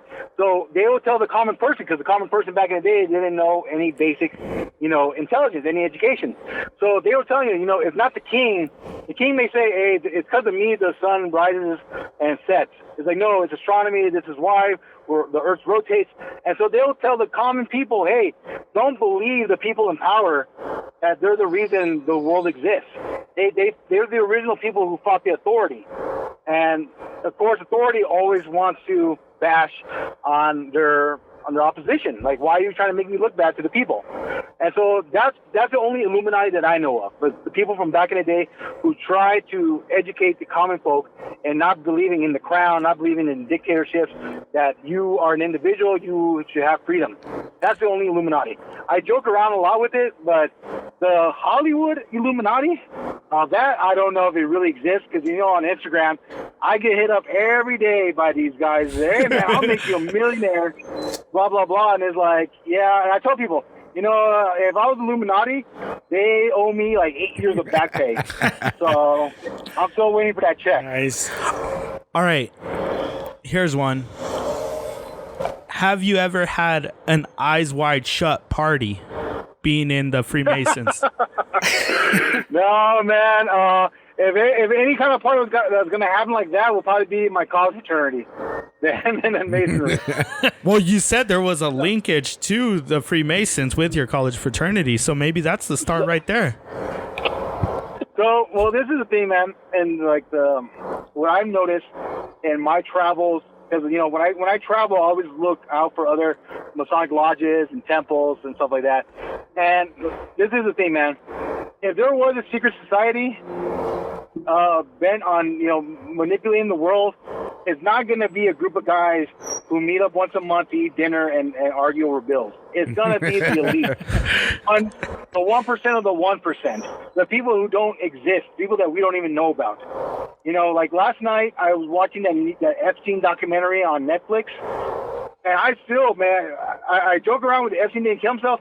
Dude, that guy had a plan A, plan B, plan C on how to escape in case he ever got caught. And the people that he has dirt on, people that he served, those are the people who probably, you know, want to call the Illuminati. People who run everything from the shadows, who have their own puppets.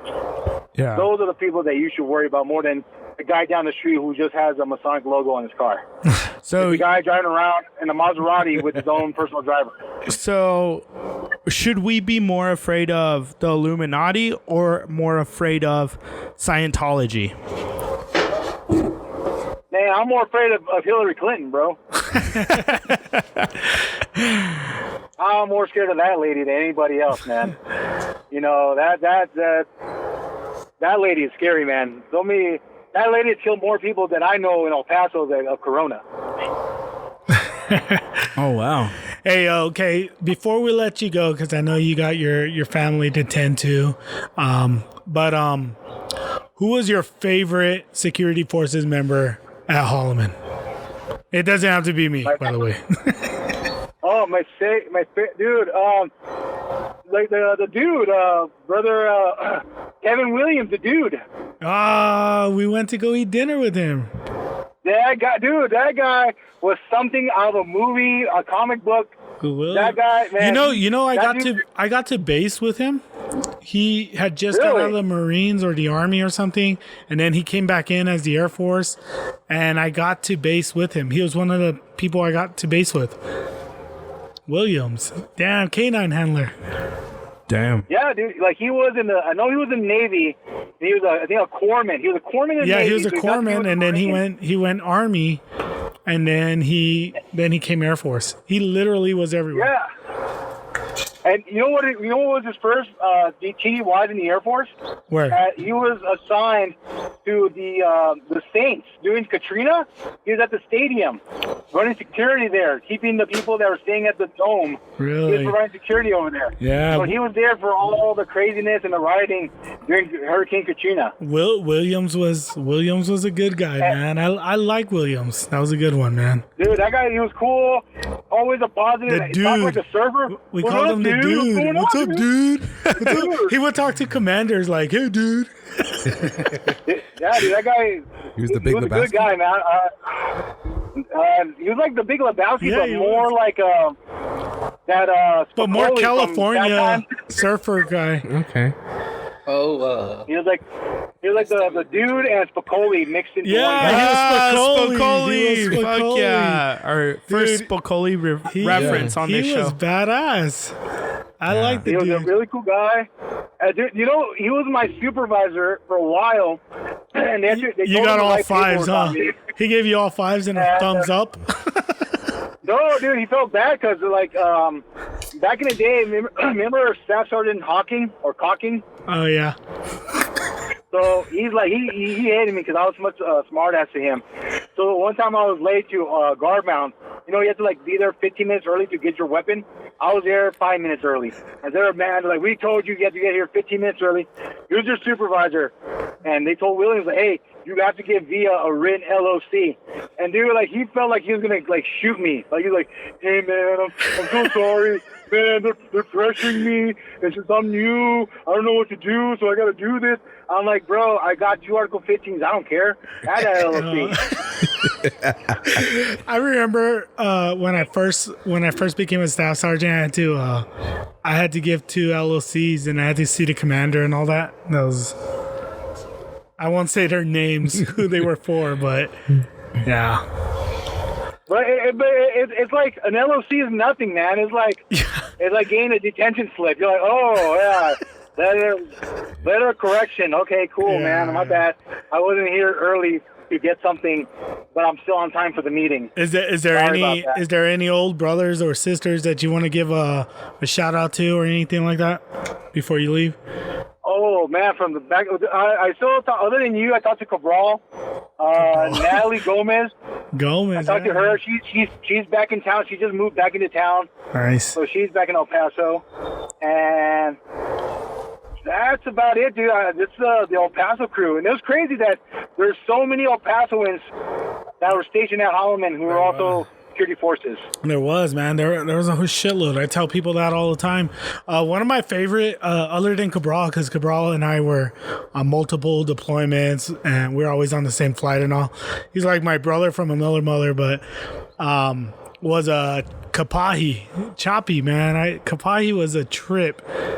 I know he's married and he's settled down now, but back then, oh my god, oh my god, You know what? I don't think I ever met Kapagi. Like, the name doesn't sound familiar, man. Well, because he was locked in his dorm, fucking playing Halo and watching porn all the time. Like, the people that I remember, man, like on Facebook, remember Josh Botto? Botto, yeah, I remember Botto. Botto, Wolf. he's still in the Air Force. I remember He's a tech Wolf, sergeant. Osborne, and then I got to there? base with Silva and Rogers, and they're all up there too. They're Yeah, lifers. that was the younger generation, man. Yeah. Well, I they think were I with was me. already- Marisi, I got the you knew Holoman. Marisi, right? Yeah, I remember Maurice. Marisi was a good friend of mine. All the night Yeah, guys, Jacoby. He AC. he married that girl Buckley, I remember. Yeah. Buckwheat. Fucking evil. Yeah, Tiffany Buck. You know she's a bodybuilder now. Nah. Like she does competition bodybuilding. No, I don't know. I don't know anything about it. That was before my time. I didn't even receive from my other deployment. Man, fun times, dude. Some great people we met, but the El Paso crew for reals, man. We were all there. But man, I just wanted to give you a shout out. I think Abel has a question for you. All right, Tony, before we let you go, because we've taken up a lot of your Saturday and we apologize Your for wife's that. birthday too. Yeah, and your wife's birthday. You're gonna be in the doghouse. She's with family, man. Nah, she's with family, dude. You know how El Paso girls are. Okay. Oh, all right. She's with family with the husband. Well, in that case, we'll have you for another 2 hours. No, but for real, we're really thankful for having you on the show. This was awesome, like great conversation and stuff. Just a lot of insight on just your opinion. And Anthony's gonna sing "Happy Birthday" to your wife. Yeah. No, but I got one more question because I don't know if you know this, but we have been heard all around the world in at least 11 countries. And you being an El Pasoan, I think it would only be right for you to answer this question. What is your favorite place to eat tacos? Wait, say that again, man? What is your favorite place to eat tacos here in the borderland? Ooh, tacos. Hold on, let me... And not your mom's, because that's everybody's answer. Yeah, right? everyone says their moms or my wife or this and that. We don't want to hear that. A place we can go. We want to hear when your wife puts you in the doghouse, like after today, where are you going to go to eat tacos? All right, so there's two spots here in El Paso that I like to go to, and neither one of them is Chico's Tacos. I like Chico's, but Chico's is the after the bar food, late night food. Agreed. It's like, There we go. it's like, you know, it's better than Taco Bell, but there's other places I'd rather go for some good tacos. So the first one, it's Rivas Taqueria. I think it's called Rivas Taqueria. They're here on Zaragoza. They're Cali based, and they have some awesome carne asada tacos, man. Nice. You get 4 little tacos with the celery, the onions, for like $4 or $5, and then they also have a California burrito, which is like a burrito with a carne asada, chicken de gallo, and French fries in it. Oh, damn, nice and cheap. I think I'm gonna make that's a right detour. up my alley. I'm gonna make a detour on the way I'm home. getting hungry now. So if you're getting off the I-10 and you're going up George Dieter, and then you make that right to Zaragoza, and you'll pass that where the 7-Eleven and new Chick-fil-A is at, and then there's like a Sonic, Oh, okay. and there's like a shopping center. There's a shopping center with the Sherman-Williams store is. Yeah. It's like the outlet for Sherman-Williams. It's right next door to that place. Rivas, man, that place. The owner, his name is Shakes, because he has a natural kick.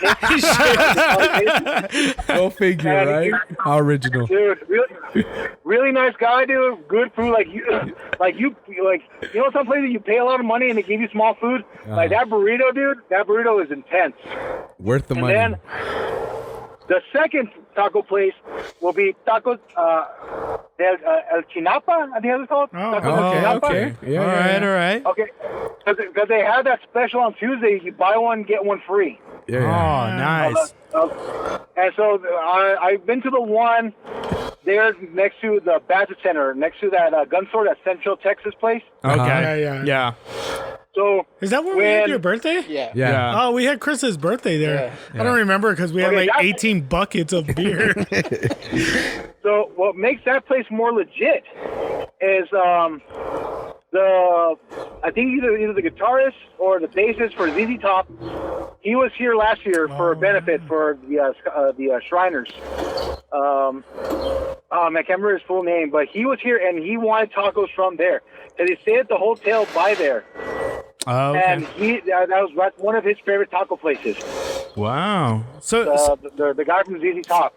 So you're a value man, is what you're saying, because you're always talking about the specials. You're like, oh, it's $4.99 over here, and then over here they got a great special over here. So yeah, man, I like that. Awesome. Hey man, everybody in El Paso, it doesn't matter how much money you have, you always want the best bang for your buck. That's the one thing I think all of our family members taught us growing up, is that we never pay full price.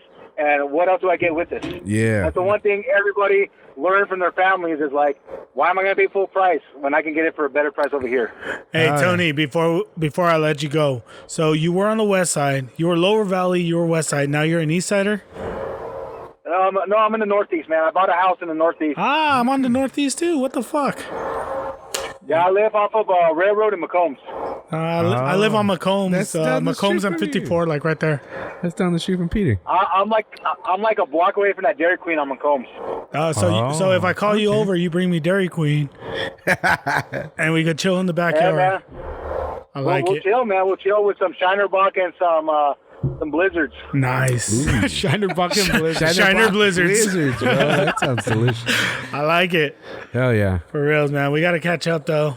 But I appreciate you joining us. Tell your wife happy birthday, Definitely. Anthony. Anthony's going to record a song. He's going to put it on. Yeah. And yeah, man, I really appreciate you taking time out of your day. Hell yeah. Well, and I just want to say to you guys, man, hey, keep up the podcasting. This is what people need to do, man. And, not just in the podcast world, but even in the community, is people getting together and having conversations like this, because that's how you can separate yourself from being told by media or by other pundits or talking heads about how you should feel. This is when you can get together with your neighbor, your family, and express yourself. And if the podcast is what opens the door for that to happen, then I fully support that, man. And you guys have a great program. Like I said, it's funny, it's entertaining. Not a podcast snob, but I recommend your podcast along with other podcasts Hell yeah. to other friends and say, hey, what do you recommend? Sweet. And at one point in my life, I had a podcast with a friend of mine. It didn't pan out because we were both very busy, but I know it's a lot of work to make this work, to make this happen. And so I congratulate you guys on continuing this, because if anybody can do it, there'll be a million podcasts. That's why there's only a few podcasts that actually get the hits, and I am happy that you guys are continuing to do your podcast. Sweet. Hell yeah, Sweet, man. man. Couldn't say it better. Well, whenever you want to come back on, you let us know. Hell yeah. We'll talk ghosts, conspiracies, Anything. fucking politics, whatever. You're more than welcome to Hell join yeah. us, and we really appreciate you being on with us. Definitely. We need to get you in studio though. Yeah, for sure. All right, man. I'll be happy to do it again, guys. You guys let me know, but thank you again for the opportunity, and you guys have a good rest of the weekend. Oh, man. You too, man. All right, you Appreciate too. it. Take Thank you. care. All right, take care, guys. Bye. Later. Bye. Nice. Wow, man, what a nice guy, man. How great was that? Awesome, Fuck. man. I wish told we you, had more man. time with him. You know what? More time, like Hell yeah. we got to get him in studio. Oh, yeah, yeah. with For a sure. fucking For 30 sure. pack of Shiner Yeah. All right. and Blizzards. yeah, Yeah. Blizzards, Shiner. What else? Blizzard, Shiner, I think Tacos. and Coors, And and from Coors, fucking- just in case he wants to smash a beer on one of our heads. And like if he disagrees, he just starts throwing fucking Coors at us. and shit. I want to get him a shirt, man. Peter, text him and see what size Yeah, shirt yeah, he yeah. wears. I'll get him one. But yeah, man, he was awesome, man. Yeah, Appreciate it. that was I mean, fun. if he's anything like me, post Air Force, he's probably an extra large double X. Yeah, man, we can get a shirt out to you. man. we Appreciate started it. at mediums, and we're fucking in the Yeah, extra yeah. large Well, range. I got them all. I'm a little disappointed with the taco shit Napa. You didn't like it? No, I didn't. You know, they're pretty good. I like them. I liked it when we were there. Not It's a just fan. it was so packed. When Not we a were fan. there. Not a fan. It's because Abel's picky, man. Not a fan. It's because my mom's standards up here. Well, that, you know, not it's gonna lie, hard. my It's mom's hard. standards- That's why I told him. Taught I was us like, right. you can't be your mom's because taught that's, us right. Taught us right. Senora that's Weaver. the top of the Senora kids. Weaver. Yeah, I mean, man. hey, it's not a show until we shout out Senora Weaver. yeah, you know what? Shout Okay. out. Yeah, Senora Weaver. Cheers. Oh Cheers, shit! man. Oh, my beer. Leave it all in, dude. Yeah, man. No, it was What an definitely- angel. What Yeah. an angel. Anyways, but yeah, man, honestly, it was I his ha- wife's birthday though. I No, man. son of That's a why I'm like, I need to Peter, get him. you're an shirt, asshole, you know? dude. When I didn't know it was his wife's birthday. You're an asshole. When I said, you know what? Let's play this out. We damn. had a guest in mind. Okay. He was unable to make it on. No Shit fault. happens. No Shit fault of happens. his own. Hey. I mean, there's only a pandemic going on. He's people. a busy man. He's a busy man. But unfortunately, he was unable to make it on the show. So he last minute he was like, "Yo, man, Don't tell Tony he's the plan B, man. no. No. No, hold on. Fucking. So the guy that we had on the show, he's unable to make it, and then we're like, damn, Peter totally came up huge, which is quite rare, to be honest. Fuck you. But Peter comes up huge getting Tony on the show.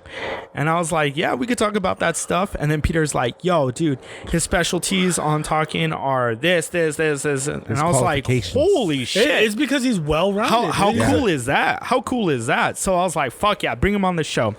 And even on the drive over here, and I was a little like, what kind of conversation are we going to have? That was fun. Oh, yeah. That was a great time. No, shout out to him, man. Tony, he entertained me, man. Hell yeah. I mean, we came with the hard questions, like Peter said. We started off light.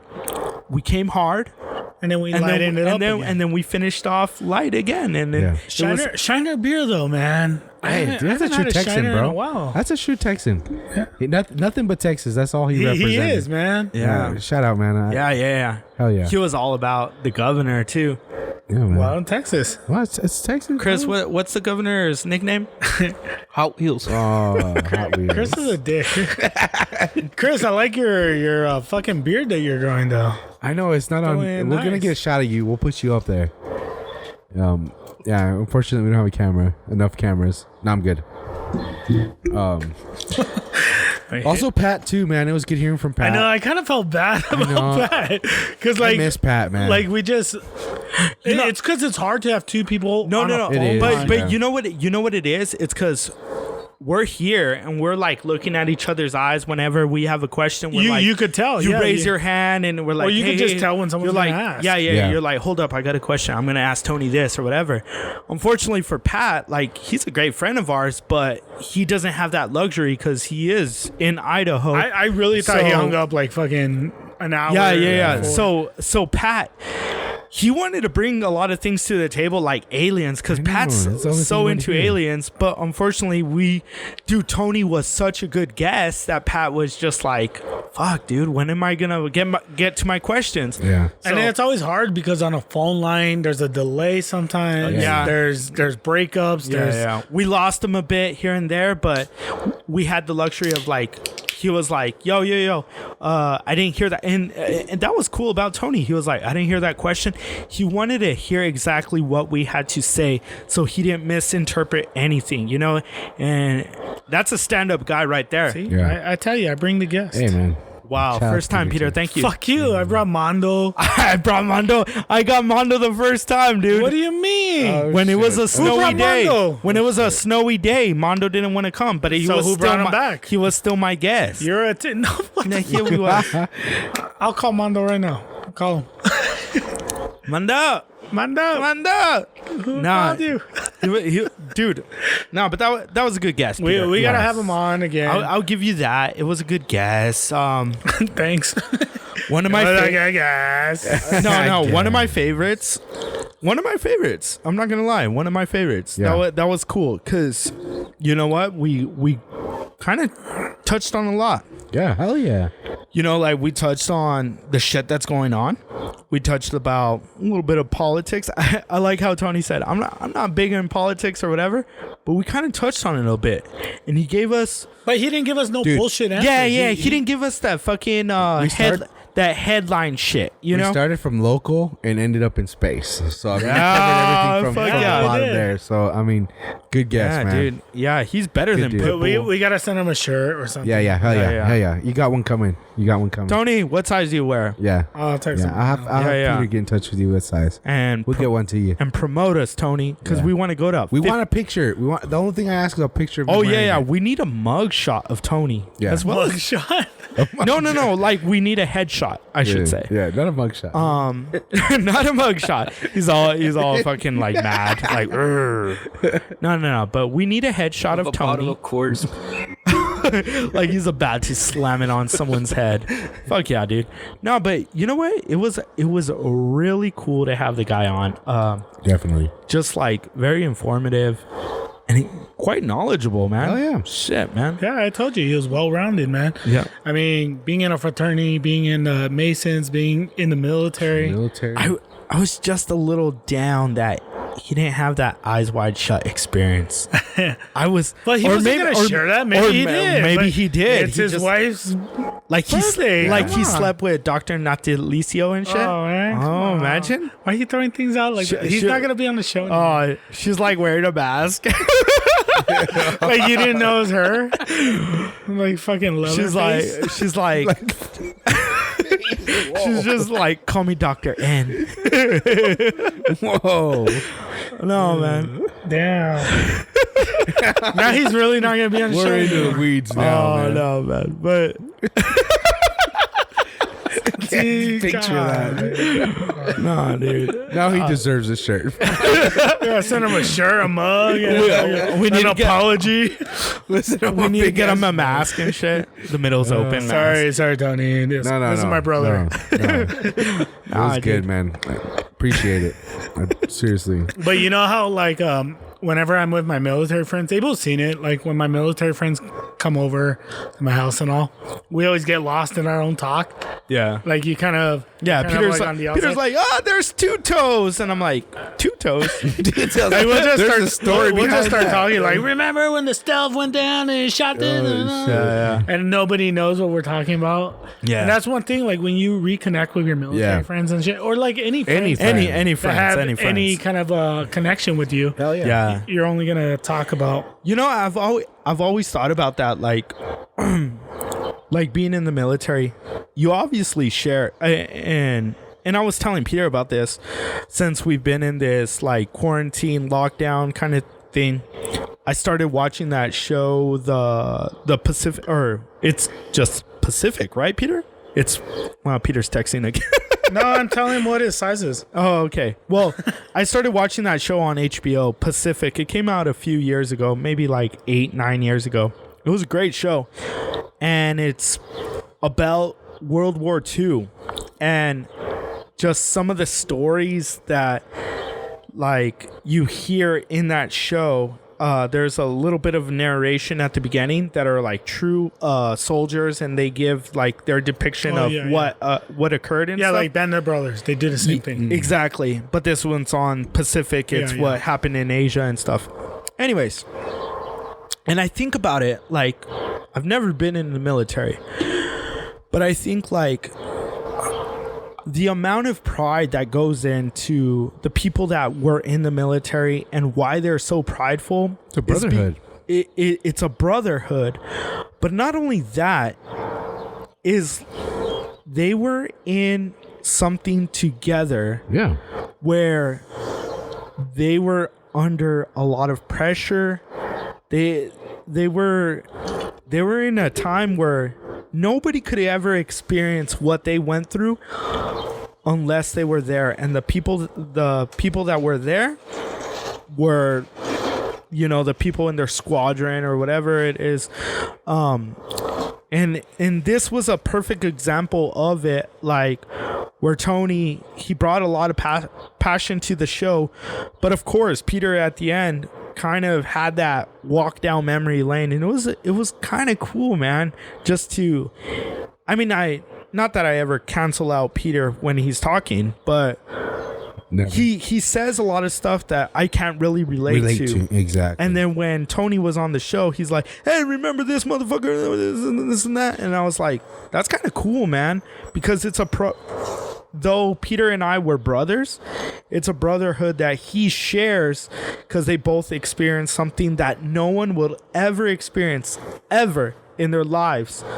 Only the people that were around at that time, which is quite unique. And to be from the same region. And it's really cool. But like Peter, to be from the same region, like he said, like same. He brought up Cabral, that is from Clint, right? Yeah. So, And then Natalie, she's from El Paso too. it's cool, man. Like, it's really cool. Like, I'm Peter's brother, and I don't think I could get any closer to him, like, than any other person on this planet. But then a guy like Tony comes on the show, and then he starts talking, and I'm like, oh shit, he knows things about Peter that I'll never know. Yeah. You know, despite like Peter talking about what happened here or what happened there, or even if he writes a book, it's like the only one that is gonna know his experiences are guys that actually shared that with him. And that's pretty cool, man. Well, I mean, I feel like we do that sometimes with our childhood stories. You know what I mean? Like sometimes it's like we start talking about something and it's That's like, true. Nobody knows what the fuck we're talking about, but we do. Oh yeah, but we lived it. It's a great time, man. Yeah. I don't know, man. That was a great one. That was a great one. Fucking, it's just a shame Pat wasn't here. Yeah. I know, man. I actually missed the fucker. Yeah. I actually missed him, motherfucker. I just texted him that right now. I was like, man, shout out, man. I miss you. What do you say? Nothing yet. Like, fuck you. You had me on. Yeah. He's like, you had me on fucking hold. But he knows how it is. Yeah, it's not the same, but I mean, it's still nice to have at least Pat there. Hear his voice. We need to get when he comes back, dude. We gotta Dude, like get the Twisted baby Tea? something. Twisted Tea? Are we gonna do Twisted Tea We're challenge gonna when he do comes back? Twisted Tea. Try to beat our own time. Yeah. I say so. because apparently people aren't even attempting It's it. too hard. Yeah, you know what? People they talk. I haven't heard anyone. And nobody wants to attempt because, dude, Nobody wants to fail. dude, we posted a great time. And I bet people are trying it, but they're not recording it. Or they've recorded it, but they didn't beat They it. didn't so post they didn't it, yeah. post it. Do you think it's because it's Twisted Tea? Like, should we open it up to like whatever your beverage? You know what? This brings me to my gripe about Twisted Tea. Twisted Tea's good. Hey. So the whole thing, remember? We've been promoting you, man. What the fuck? I know, Put us dude. on the can, Dude, bro. they had Anthony was looking over there. I was I'm all, looking at the camera. What the fuck I'm are you speaking- looking Yeah, at? they I'm have speaking to whoever the fuck. They have makes this fucking shit. Marissa and Chris from San Francisco. they have Billy Bob and fucking whatever. They're from Cincinnati, And Ohio. No Thomas wonder. and Seaman. Nah, dude, come on, man. Put us on the fucking can. Yeah, no, we promoted. We've promoted you. Come on. We've actually like went on YouTube and there was a guy that attempted a twisted tea, that was tea BS challenge. too, dude. And it was a guy that was getting a stopwatch. He would chug a little and then stop his watch. He literally used a stopwatch like by cheater. And then stopping would it, start again. and then he would start it and drink. And it's like, bitch, we went through it. If I had a Coors, I would hit him with it. Dude, hell yeah. we've drank a lot of twisted tea. We have. How many twisted tea or how many I wouldn't say how many twisted teas have we drank. I would say like how many ounces. Is it the same as Bud Light? Because no. we get the tall boys of twisted tea. I don't think so though. I drink a lot of Bud Light. Yeah. No. yeah. I'm saying on this show though. On the show? We've Nah, had I've drank a lot of Bud Light. we drank Bud Light still. Yeah, okay. It's so Bud Light. Why don't you put us in your can? What? No. Hey, either one. Either one. But twisted tea, man. We're looking for God. sponsors. We're looking for sponsors. Come on. But twisted tea, like fucking we've drank a lot of it. And it's Well, the challenge is still there, guys. I did talk to a few guys at work that might participate in but they and gotta try record it, man. They gotta record They it. are. I went through the rules with them, and Carlos, if you're listening, I know.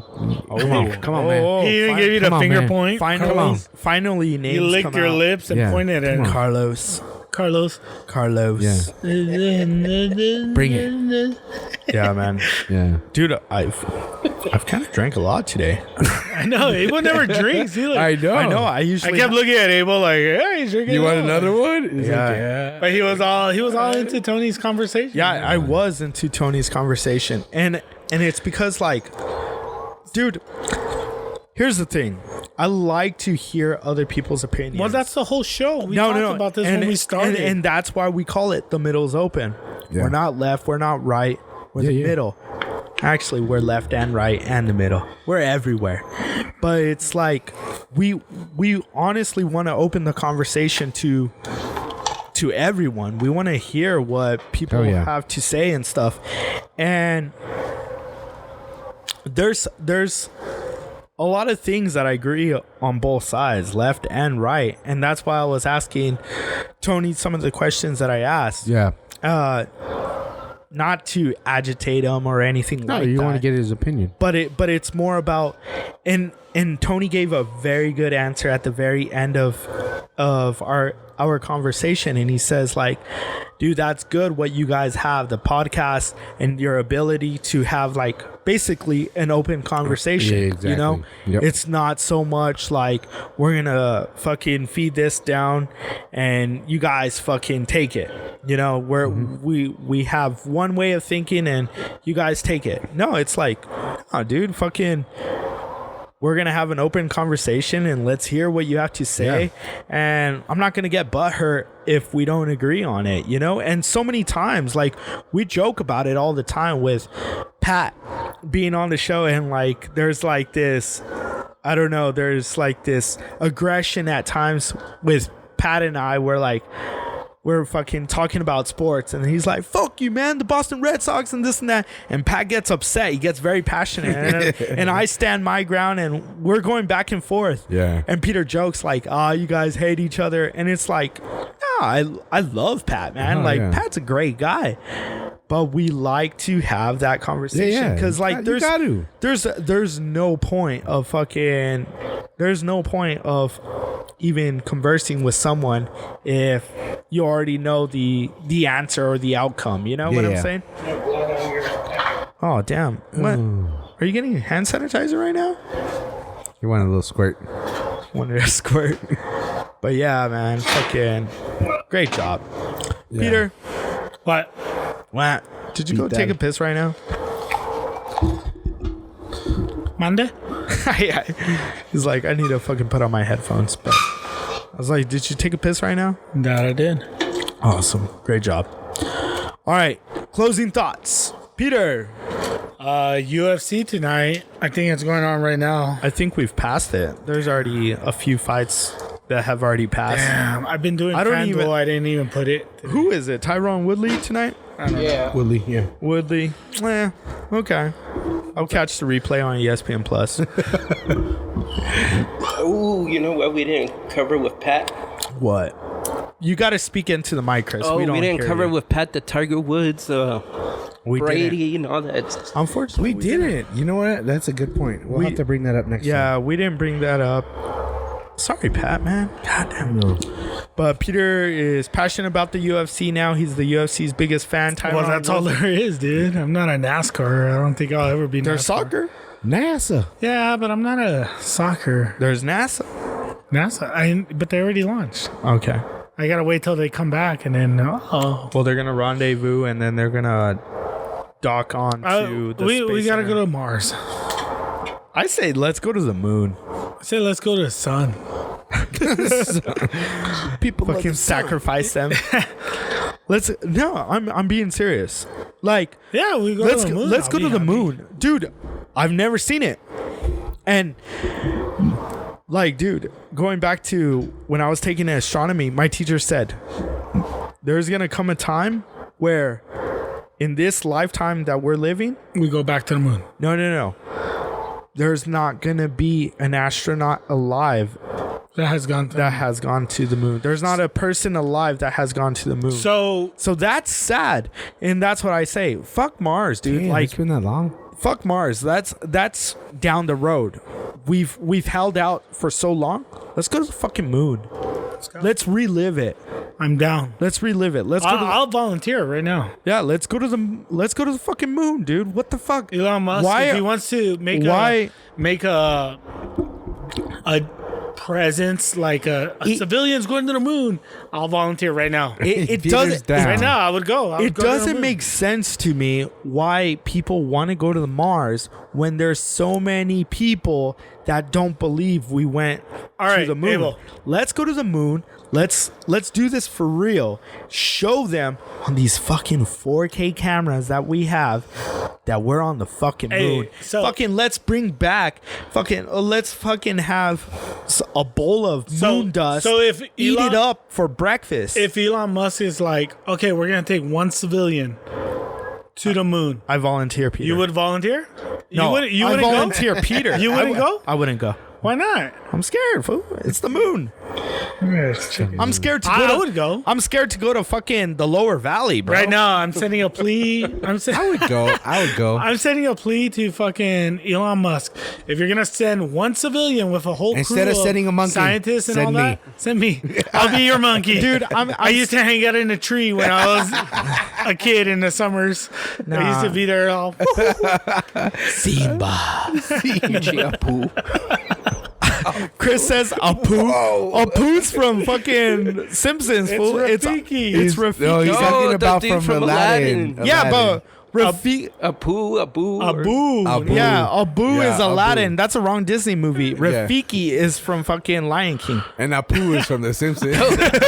So you're way the fuck off. Fucking Chris, we're gonna cut your mic. Abu. But Yeah. Have you been drinking? Elon Musk, I would go. if you're listening, I'll go to the moon. I would go. Just so like your kids would be like, dude, my dad was I'd at be the scared moon, bro. shitless. Don't get me Hell wrong. yeah. You would go? I would. I would go. I wouldn't go. I would go. just so my kids would be like, you know what, my great grandpa was a fucking astronaut. This and that. He never came back. My great grandpa. Well, you know, in the thinking future, down the bro. line. Yeah, fuck Dude, yeah. I wouldn't go. How Just- cool would it be if you found out like a great uncle of yours was an What astronaut? if the story was You'd be like, my dude, great what the grandpa fuck? blew up? Oh, that's what I said. to the moon. He went, but he never came back. I don't know what happened, but he went up there. Dude, that's what I'm saying. I've already got my 2 kids. They're older. Yeah, man. fuck no, dude. Yeah, man. I would be. You wouldn't go? No, dude. I said it. I would be so scared to go to. What if he said, "You come back, you got $1 million"? I don't care, You don't care? I would do it. I I wouldn't would do it for free. Fuck. dude. It's the fuck. Just for Dude, I'd be what- sponsored by Nike.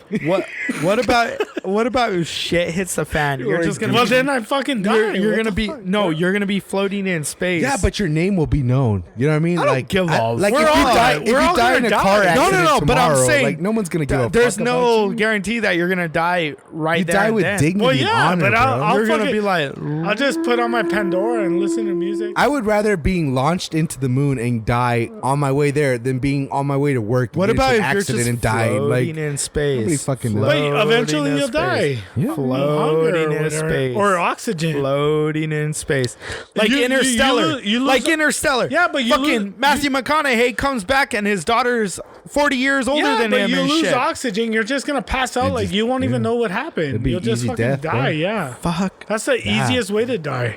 Oh. No, the easiest way to die is like mice of men and getting shot in the head like Lenny. Is that what happens? Thanks for ruining it. Oh, Mr. Reader over there. Oh, I got a bookshelf and shit like that. got He a doesn't It was a even movie. fucking Isn't it a read. movie now? Huh? It was a movie. no? Yeah, Hey, that's we'll saw the just watch the movie. movie. I saw the movie. Just watch the movie. I saw the movie. I didn't read the read. book. Fuck. Fucking Peter. I read. I'm in a book club. And he's I never read am. Mice of Men, one of the fucking books you had to read. It's in like knocked high up. school You and didn't read it either. How are you gonna knock someone who hasn't read it? I when saw you the just movie. saw the movie. Hey, sorry, man, for finding out that there was a movie. It's like the person that gets like fucking cliff notes and shit, spark I'm notes not and shit. complaining. I'll go watch the movie. You're the fucking loser that didn't. But you finish ruined the movie book. for me. you didn't ruin the book for me. You ruined the movie. You gave away the ending. You dick. It's the same shit, You dude. dick. Oh, dick. Nah, It's like man. knocked up. I didn't read the baby book. Sorry, they've been having babies. I don't know the exact fucking Ancient line. Egyptians. It's Yeah, yeah. scripted. What to do when you're having a baby? Yeah, man. Pat's having a baby. Pat's having a baby. I'm gonna send him a baby book A baby Timo in shirt. Spanish. What, dude? What do you guys think about Pat trying to fucking get all fit and shit? It's like, bitch, you were the fittest one on the show, dude. If you get He's any afraid of the dad bod. Do you think he was on this show and he looked at all of us and he's like, I don't want to be that, Damn. and we scared him? We gotta ask him that. I'm not gonna lie, I've gotten a lot thinner since I started running, though. You know what?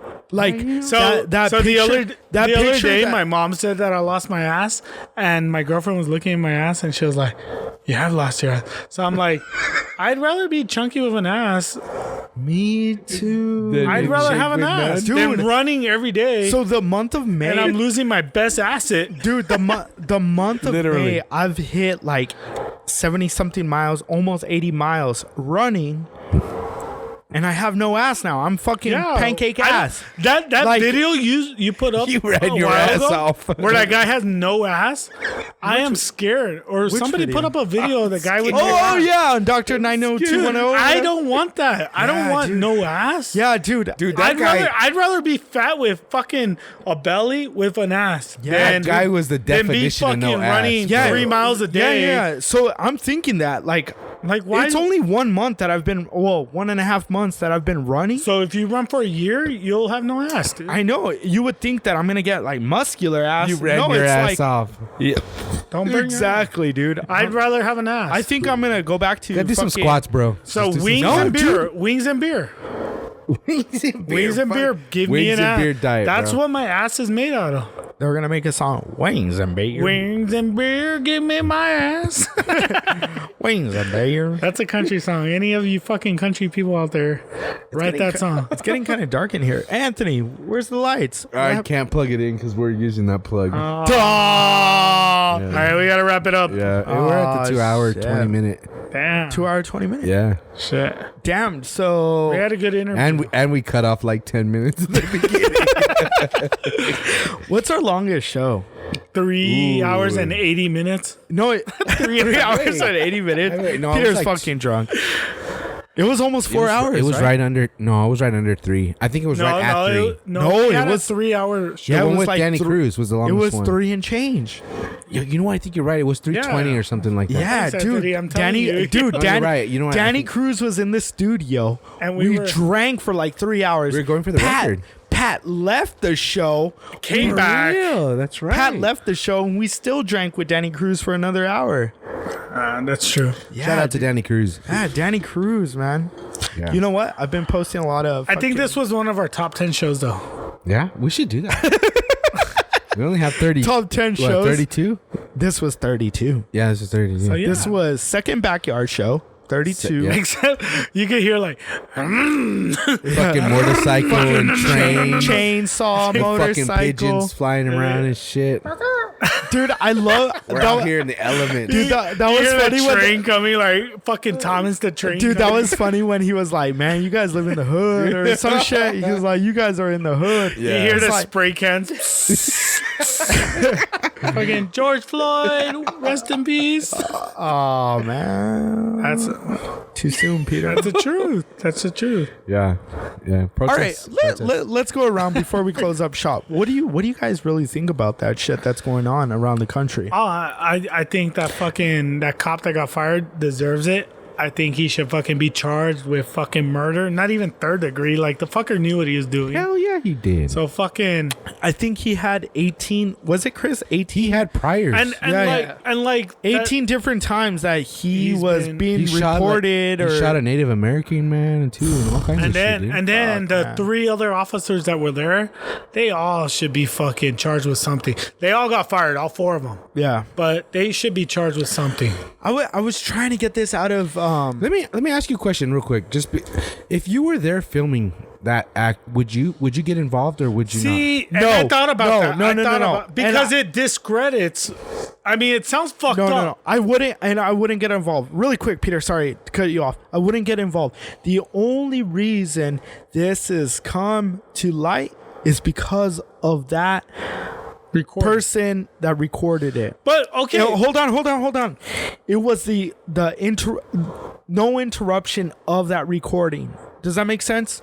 If there was like, yes, you're recording, but you're documenting something that is occurring at that time. But- and without that documentation, but you're you actually witnessing a yes, murder. yes, Yeah. yes. But what I'm with- saying is the but- movement better than saving that guy's life? yes, You think the movement? I was think it better is. than I him? think it is, and it's because it's bringing to light something that happens quite often. But this has happened. And No, it's I know never it. changed. But dude. that's What's what an- I'm. you're just hold telling on, another thing. Hold on. The civil rights movement, people like to go back to the 60s, 70s, whatever it was, right? They always go back in date. They always go back in time. This is what happened back then. Segregation and all that stuff. But there's very little documentation of it, right? And then they said it passed. with more and more and more documentation, it brings light to it, and people are like, whoa, dude, nothing has changed. And that's what needs to be done to show others that, oh shit, this is still occurring. It sucks because if you're filming and you can potentially, I mean, Save the guy's life. What's gonna happen to the person taking the video? Yeah, you might not. What they're are they gonna apprehend you. Well, yeah, what are they gonna do? They're just gonna arrest you. The guy's still gonna fucking kneel on the guy's fucking neck and shit. My point is that was a time to riot. The people that were witnessing it, that is the time to put action. But then stop that man from being killed. But then they're gonna discredit the video because to me, I couldn't sit there and watch somebody. They're gonna discredit. Murdered They're gonna discredit the video because they're gonna say, "Look at these fuckers! They fucking they attacked the officers and shit." And who's to say that more murders wouldn't have happened at that very moment? I don't know. If you go and try to stop, if the cop's not even stopping, if the other 3 officers that were around aren't even stopping, and that's why I brought up the blue shield mentality. I get what you're saying. If they're not even stopping, how are you gonna hold the people accountable that are? Yeah. What are they gonna do to me? They're probably gonna murder me as well. So then you have 2 murders. You have 2 murders going on. But no, thank you on that. No, thank you on that. I mean, we all like to think that everyone thinks they're a hero. Yeah. If we were in that situation, when that shit happened at Walmart, everyone thinks they're a hero. Oh, Walmart! I would have gone to the gun section and fucking got a gun and put some ammo and this and that. Hindsight 2020. It happened like in fucking seconds. And people, if I was there at Walmart, I would have done this. I would have thrown a fucking Coke can and no, you would not. Fucking people, when shit like that is happening before your eyes, you freeze. And it happens to the most trained people. It happens to police officers as well as military. Those people are trained, and it's happening to them. What do you think about a fucking normal ass fucking civilian? It's hard. You put yourself in that situation and you kind of think you would do this and that or whatever, X, Y, and Z. It's kind of hard to actually put yourself in those shoes. But I would like to think that I don't think I would be okay watching that man just being murdered like that. I wouldn't filming him. Like, to me, it's like filming him doing nothing is just morally. I wouldn't be able to live with myself, me knowing that I filmed that man. Well, maybe whether it was, but for maybe a bigger you wouldn't cause or film not. it, but you probably would just leave. Something, man. You'd be like, this guy's getting arrested. Fuck it. I feel like I would. You wouldn't something be at there the police car, or at least approach them with a few, just to get their attention off of him for a second. Let me give you an example. He could breathe. Let me give you an example of what just happened a few weeks ago. I was in the backyard hitting golf balls into the net. Then I started to see lights. I was like, what the fuck's going on? So I went to the side of my house, and there was someone being arrested in the cul-de-sac that I live in. And I was like, oh shit, that's fucking crazy. I went inside and I told Chris, like, dude, are you watching this shit? Like, and he's like, what's going on? He had no clue. I told him, and then he went outside too. I went outside, and I was just like, it was just a normal arrest. There wasn't any abuse or any, like, it was a normal arrest, whatever.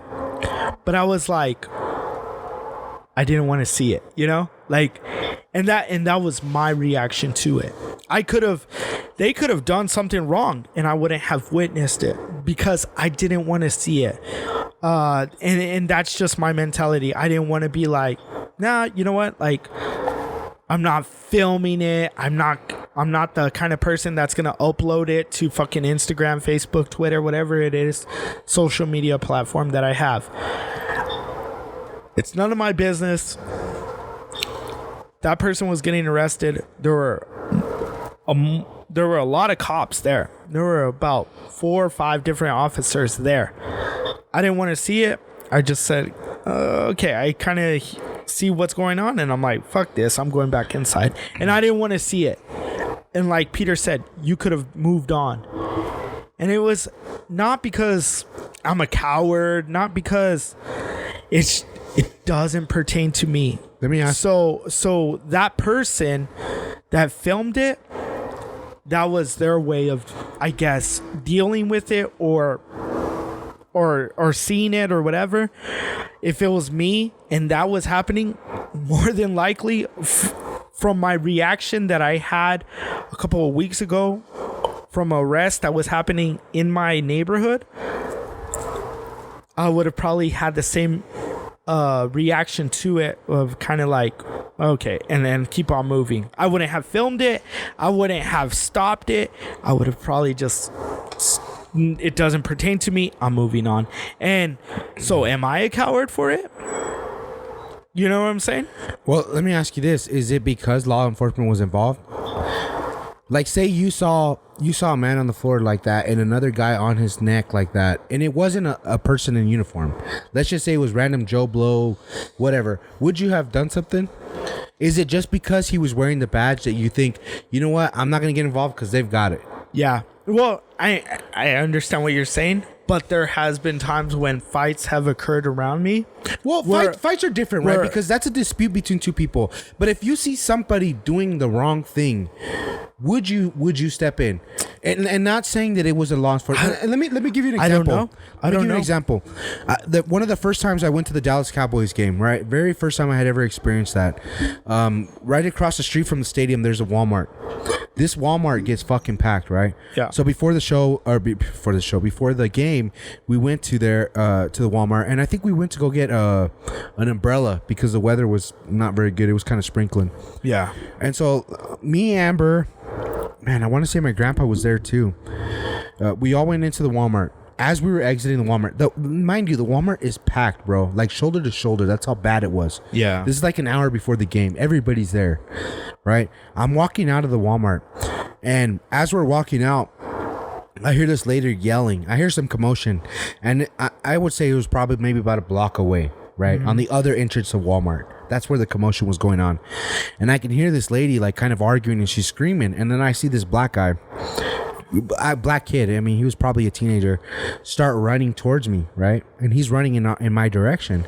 And I'm kind of like at that moment where I'm like, what is going on? Like, I see this kid running. I see a girl yelling, making some commotion. And by the time he passed me, right, he got right past me and maybe got, I want to say maybe 3 feet past me, running past me. This lady finally shouts out, "My purse." At that time, I was like, man, if she had, and I feel bad to it, even to this day, I could have stopped that kid. That kid had he was running through the crowd. A clothesline, a fucking tackle, he would have been down. Especially for me. You know what I mean? This kid was half my size. You know what I mean? Like, I would have laid this kid out. You know what I mean? And I would have. But at that moment, I'm kind of trying to contemplate what's going on. You know what I mean? Should I get involved? Should I not? I don't know what's going on. Yeah. But as he passes me, she shouts, "My purse." And that's when I noticed he had something tucked in his arm. And I was mad. I'm like, fuck, had she had said something a second before, I would have tackled that kid. I would have stopped him. Yeah. And I'm upset at myself for that, because I'm like, man, you know, that fucking poor lady was out here fucking on a vacation trying to enjoy herself, and she gets her fucking purse snatched. Now, let me ask you this. Was it an immediate reaction of No, well, hold on. Was it an immediate reaction when she said, "My purse"? It's like, oh fuck, I would have tackled that guy. Or was it like a thought that entered your mind, you processed you processed it and said like, man, if the guy was right here, I would have fucking tackled him. When I saw him running towards me, my mind was contemplating jump or not jump in his way. But I was like, I don't know what he did. I'm not going to get involved. I don't know what he did. Maybe he said something to her. Maybe, you know, I don't know what the, until she said that, that's when I was like, God damn it. I should have my gut reaction was get in the way and stop this kid. Cause I'm telling you, dude, he was booking it. I was like I was like a linebacker. I saw him running. I'm like, jump or no. And then by the time he got past me, she screamed, "My purse." And I'm like, fuck, I would have had that guy. guy, I would have fucking creamed his ass to the pavement. Like, I was ready to tackle him. Like, ask Amber, she was right next to me, and I was like, fuck. And I even like looked at the lady like, man, had you said something ahead of time, probably more people would have stopped it. But it's the fact that she's just like, screaming, and the kid's running, and I'm like, why is he running? I'm trying to process all this in my head, and I was mad at myself when he passed me and she said that. I was mad at myself. I even told Amber, I was like, man, I had a clear shot to fucking get him, like tackle his ass, you know what I mean? And that's kind of like with that with George God, I can't remember. George Floyd. There you go. I would like to think that I would get involved, but the thing that kind of for me is like, man, there's police involved. They have guns. Yeah. If I make the wrong move, there's no hesitation. Especially you'll color. just be another person. They're gonna shoot. All right. Well, I give this other example of something that happened. I guess it was before the coronavirus, right? When the guy that was running through the neighborhood, he got shot by guys. It was two individuals. It was a father and son, right? And they went ahead and fucking shot this individual. And so what I'm asking is, would you try to stop them? Would you try to stop him that was running away? After the story that you just gave, he was running in a neighborhood, and you're like, I mean, obviously, I think the contents are a little different there. I think those two individuals were. But what's he doing? He's in an empty house. He's in a construction area. But even then, like at that point, no, I know he's not doing it. Yeah, why would I get involved? I mean, me personally, I've been in construction areas. Yeah, fuck yeah. When they were building. Yeah, you're like, cool, let's see what it looks like. Yeah, you go in and you're like walking around. Like, oh, there's a big ass kitchen. I've done the same thing. Yeah, you know, like, and then you get out and you fucking get shot for it. It's like, yeah. So what? Oh, who would I be? Anyone to fucking go up to this person and be like, no. Yeah, that situation. No, I don't think I would get involved. I there's not enough context. Yeah, there, all right. I'll give you a fucking. And I could go down the line. But like I said, you could give 100 examples. Yeah. I could go down the line, and I could even give the example of the Trayvon Martin that happened a few years back. How he was black male with a hood over his head. He looks suspicious, supposedly, and all this other stuff. And but this is the stuff that I'm talking about. But it's not even that. It's just belligerent people too. Like I could give you an example when I was at Walmart, and this was more recently during the COVID shit. This guy didn't have a mask, just walks in. They try to stop him. He just keeps walking in. He gets his stuff, and he was like, "Buy me." Me personally, I don't care if you're wearing a mask or anything. I have my shit. I don't give a fuck. As long as you're not like trying to fucking make out with me or anything. But then the guy, I'm paying and he's at the next thing. It's a self-checkout and he's paying next to me. And he's like, hey, starts yelling at the lady because I guess he was buying alcohol and they got to come and check your ID or whatever. And he's like, hey, just starts yelling. And you're almost like, well, I want to just knock this fucker out. Like, there was that thought, but then it's like there's a sheriff right there because now they have cops in Walmart. There's a sheriff literally where Abel is just looking at this guy. So it's almost like, well, if he's not doing anything, why am I going to intervene? Yeah. Because then I'm just going to bring shit on me. So going back to your thing where if there's 4 cops and 3 of them are watching this guy, it's kind of like, well, they're not doing anything. And not saying it's right, but I'm just like, then you want to say that they have some moral in them. Like, that's kind of like what we're led to believe. Yeah. But I mean, for me, it's like that was that obvious. Like, you see that video and you know that kid. Yeah. That I don't know if it was that obvious because, like I said, you don't know what the guy. Honestly, like if you just roll up and you don't know what the guy did, you don't know if he had a weapon, you don't know if he beat the fuck out of his wife, you don't know what you don't know shit. You're right. You don't know. So I would like to think that I would if I was there, I would at least say, hey man, get off him, do something. But man. this goes to where we give so much trust, which we throw I something. want to say you should, but you shouldn't. Being law enforcement. And I've had people say, well, you weren't law enforcement. That military cops aren't law enforcement. Like, I've had that shit thrown in my face too. But it's kind of like just having a fucking moral compass. Yeah. You want to believe moral that obligation. there are good people who are cops. And I know I have a lot of friends. Yeah. I have a lot of friends that are cops. And I would trust them in so many situations. But that's not saying that every cop's a good cop. No. So when you see fucking 4 cops, you want to say that they have the best interest in the fucking public. Am I wrong? I mean, I'm just saying. No, yeah. I mean, you would like to. I mean, I see the video and I'm like, that. I mean, they're on the back of his neck for that long. I mean, it's pretty obvious that guy's gonna die. You know what I mean? You never see. I mean, this is coming from somebody not proud to admit it, but I've been arrested a few times. You know what I mean? And some cops they're throw you around. They rile you up. Yeah. Well, no, they want to prove that they're in control of the situation. Yeah. And I understand that, and I know cops that are cool. You know what I mean? I've never had any issues with. It's unfortunate what happened, and I would like to think that I would at least have done something. You know what I mean? I don't think I would live with myself being able to film that and be like, was that all right? Should I have done something? I think the person that filmed that internally, you know what I mean, like to knowing what happened and the result of what's happened, all these riots, all the shit that's gone down, I mean, to know, like, man, if I had done something, would all this have happened? Or you just be another victim. That's true too. I don't know, man. We could go on forever with that. That's true. Yeah, it's a tough situation, and you know what? Like, it's one of those that damned if you do, damned if you don't. It's just it's something that's going on in our country, and it's sad to say that these are the same issues that have been going on for a long time, for quite a while. Not 50 years, not 100 years, not long 200 years, whatever. It's been going on for a long, long time. Yeah. People that look different from the people that are in power. Whoever has the power is the people that make the rules, Yeah. And I think it's just quite unfortunate that,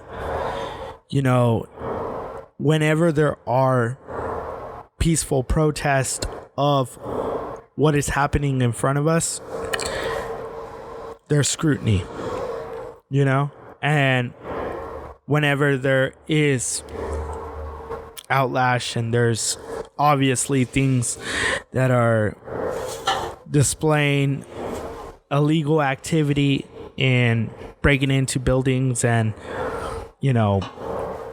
shit like that, looting, whatever, burning buildings, it's sad too. But yeah, violence on violence doesn't bring peace. It doesn't bring peace, but neither does peaceful protests. And it's sad to say, neither does peaceful protests. And I think until the ones that aren't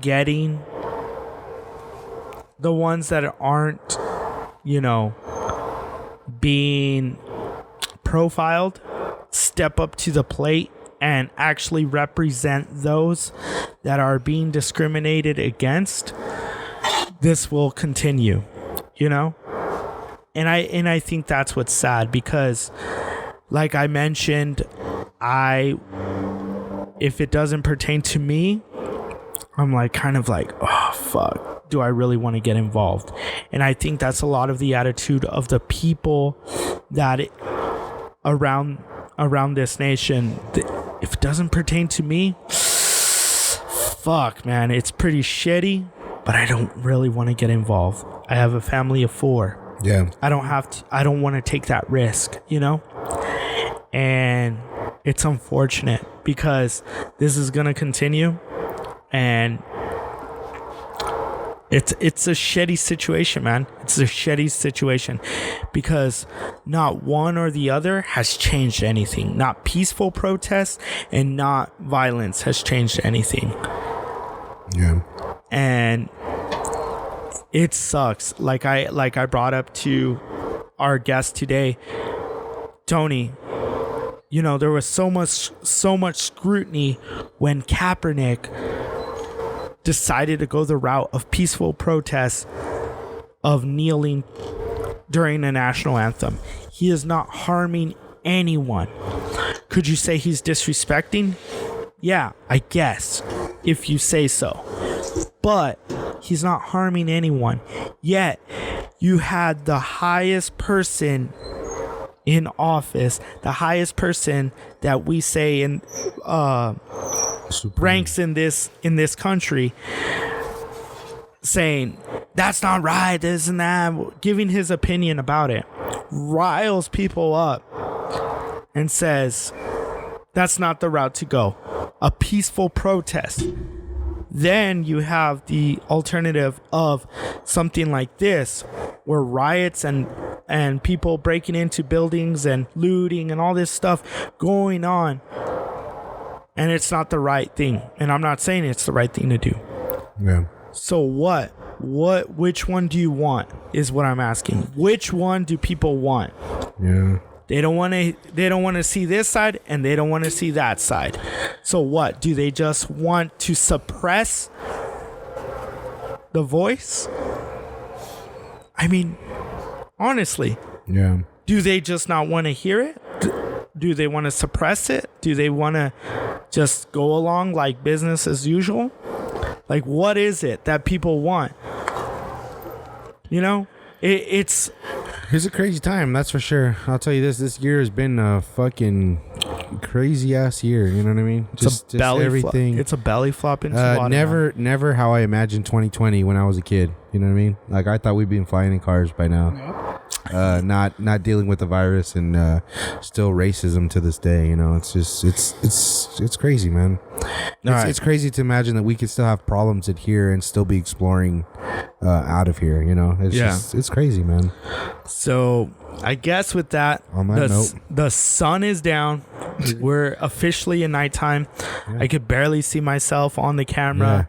Yeah. For Peter Carrillo, Peter, anything you want to add? At Tevachos, I want to send a shout out to my boy Tony. Thanks for coming on. Thanks to his wife for letting him, because it was her birthday. Yeah, definitely. And had a good time, man. Great interview with him. Hit some hard subjects today. And until next week. Yeah. Anthony, anything you want to... No, I mean, just kind of same thing as Peter. Shout out to Tony, man. I really appreciate it. I know he's left comments before, too, and stuff like that. So he's been listening, and really appreciate you taking out the time to come out on the show. And, yeah, man, we definitely got a shirt out coming out to you. And Pat, man, we miss you, man. I know you're probably lonely up there, man. We're thinking about you, and hopefully next show we'll get to talk to you a little bit more. Yeah, boost up our Idaho listenership. Yeah, for sure. Now for Pat out there in Idaho, keep on doing what you're doing. You're obviously trying to accomplish big goals. So shout out to you, man. That's awesome. We definitely miss you for sure. Here in the TMO patio studios, Abel just fucking signing off, I guess, guys. This was The Middle's Open.